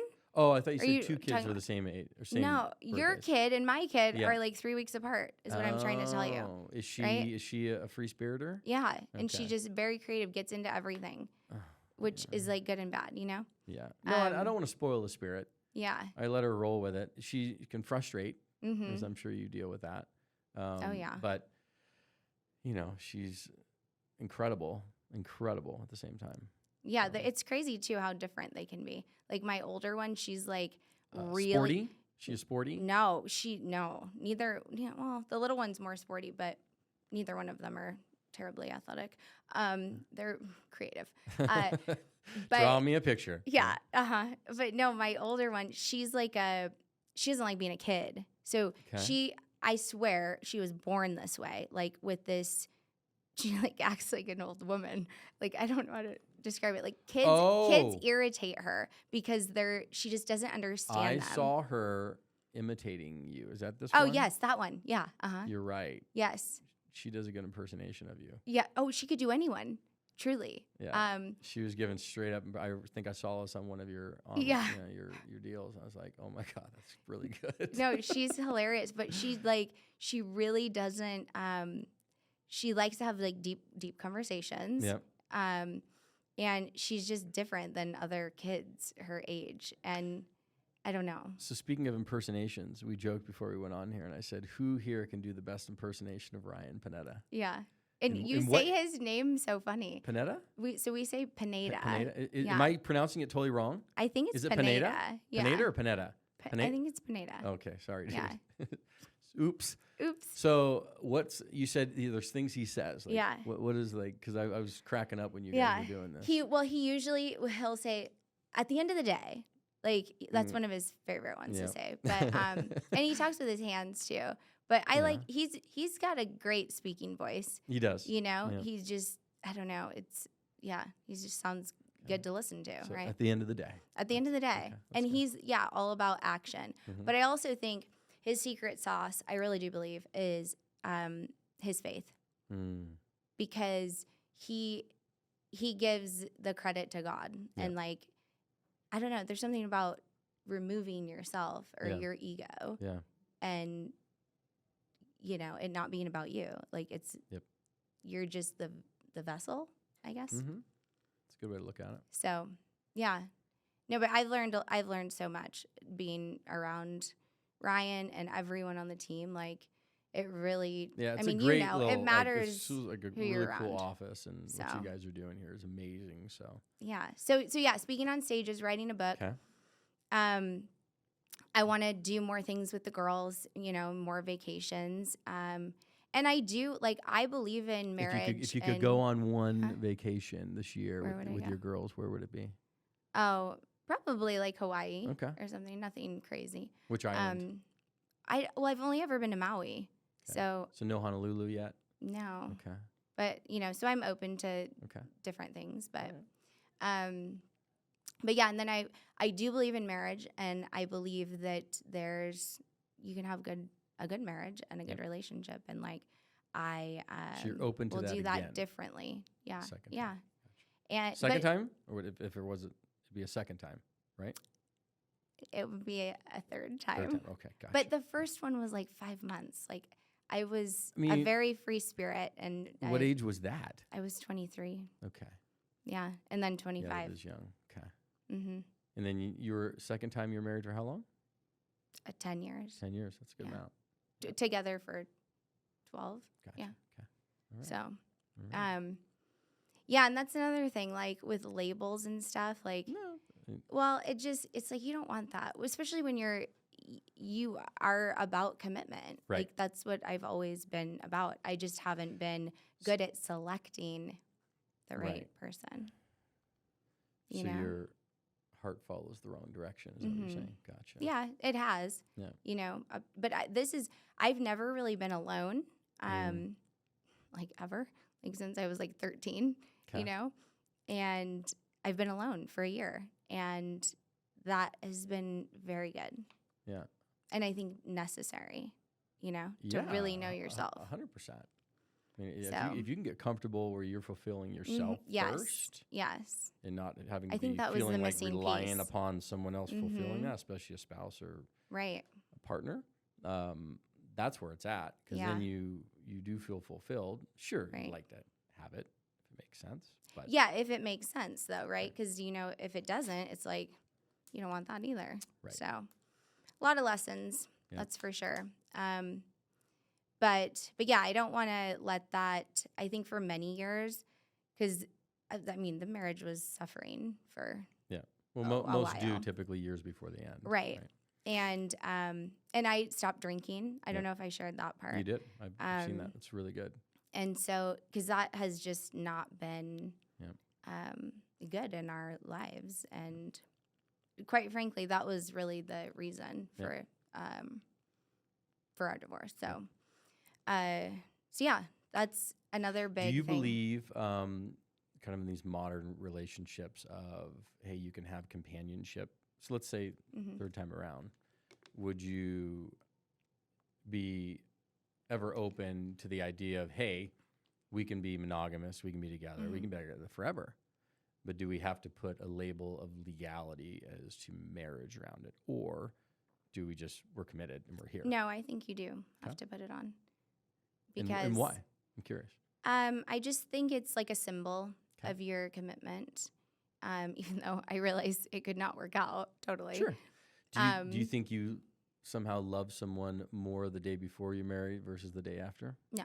Okay, good. No.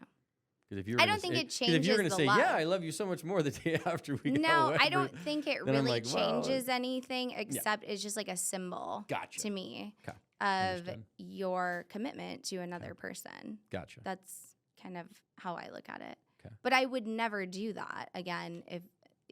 Obviously, it would have to be like I was very sure, and that's why I would do all these different things, going into that. Gotcha. So yeah, you just have to be a lot more selective and sticking to your core values. Yeah, and not sweeping potential, Yeah, call it red flags under the rug. Totally. Yeah. But I think the way you do that is you don't get close too soon, which is hard for people because you have to be very disciplined. Mm-hmm. That's fair. And people are not very disciplined in today. Like there's some single girls in the office, right? Yep. More than the guys. And so we talk about like dating and things like that. And it's just very interesting. I haven't dated in 13 years, right? Yeah. And now everything's like on an app. Yep. Right? Like that's how you do it now. Well, and then they just like hook up with people. Just like that's what When you say hook up, what do you mean? I mean, there's all kinds of different variations of that. But no, I know. But meaning is this like well, it's like they go on the app. Like some people just go on this app and it's just like ordering a pizza. Like, okay, gotcha. Gotcha. I'm like, what are you guys doing? So you're talking Tinder stuff or coming over tonight? I don't know. Just like this is the thing. This is what I hear, right? Yeah. And I'm There's like, the more traditional. You have that's traditional not apps, appropriate. Like whether it's one's Bumble and then Well, Hinge. but those aren't like hookup apps. Those are dating apps. So I did. I was trying to have an open mind because everyone was pushing me to do this, right? Yeah.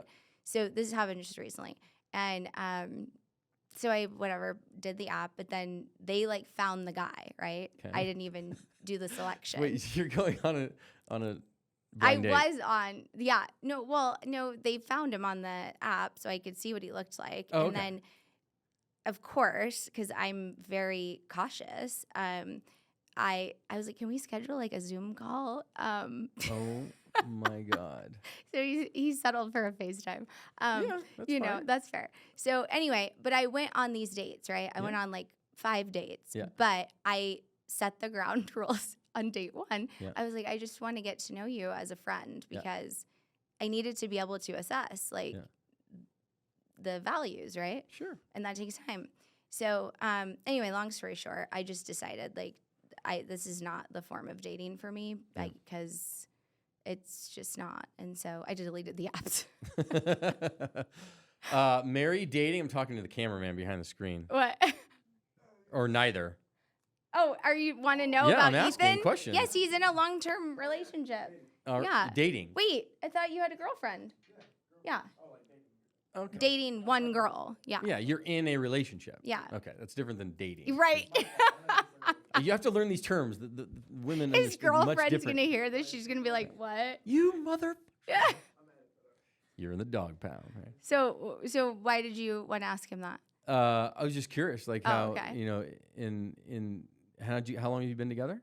For about 2 years now. Okay, how'd you meet?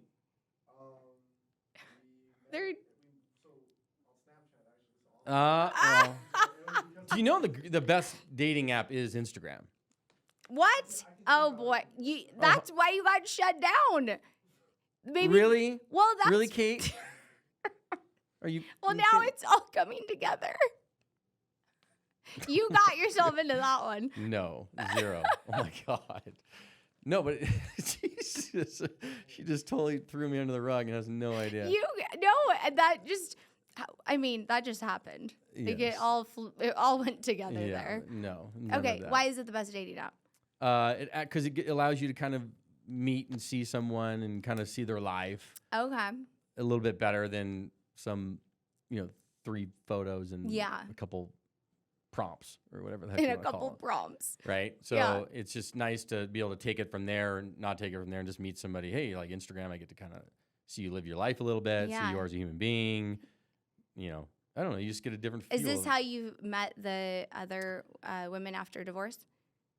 Through Instagram? Actually, yes. Is it really? Yeah. Oh, dang. Yeah. Wow.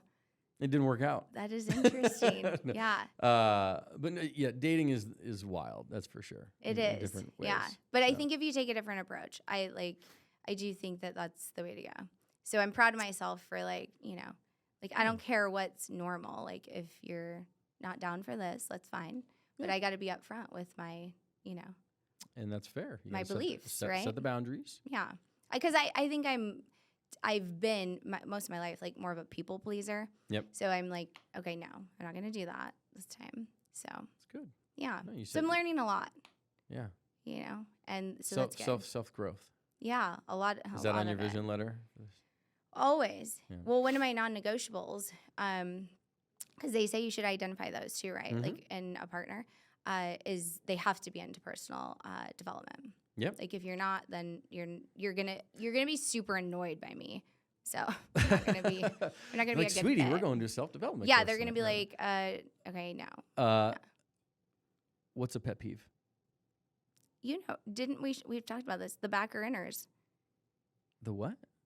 The back earners? The backer inners, the Parkers. Oh God, that's right. What did you say it was called? Back. No, I back say earners. backer inner. Backer You said it inners. had a different It's name. called Commando. Commando. Kate, it's Commando. Yeah, that's I asked my kids the other day. I'm Commando driving in has the a car. different meaning I'm to like, me. hey, what's the coolest way to park? Kids are like Commando style. Do you know what Commando Really? style is?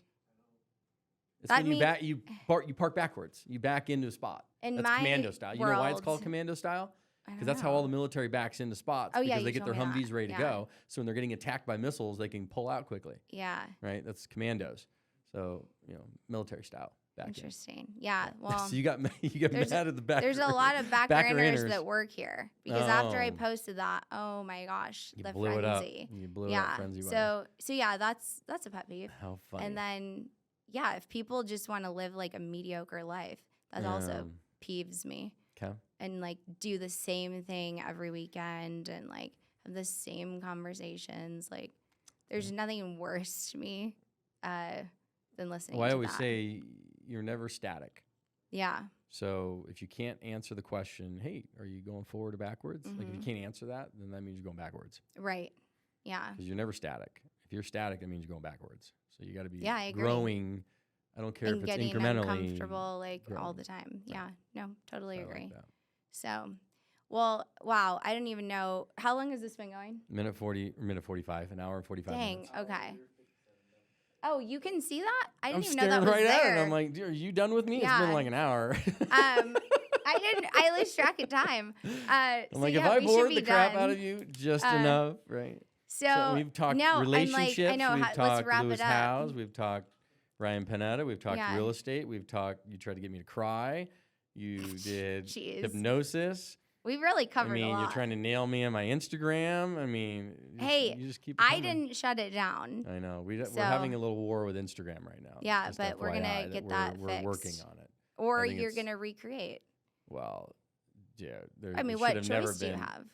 I don't. You- You're right. yeah. But this is ridiculous what's taken place because it should. Right. It just doesn't make any sense. But don't you have a saying about that? Like, I thought I heard you say something about like when you're suffering or when A you're. moments of suffering, greatness is born. Yeah, I like that. Who Yeah. says that? Did you? I That's a did good not one. create that. Yeah, did you create I'm that? not that cool. I wish I did, but I did not. I don't know. But this But might someone- be one of those moments. Listen, I don't need any more moments of suffering. I okay? know, I've but had that you don't get plenty- to choose. Plenty of moments of suffering. I We know. need greatness, right? The Yeah. other side. You're just gonna be really great if you have more, right? Listen, we need So yeah, I guess we'll just wrap it up with that. That life is not what happens to you, right?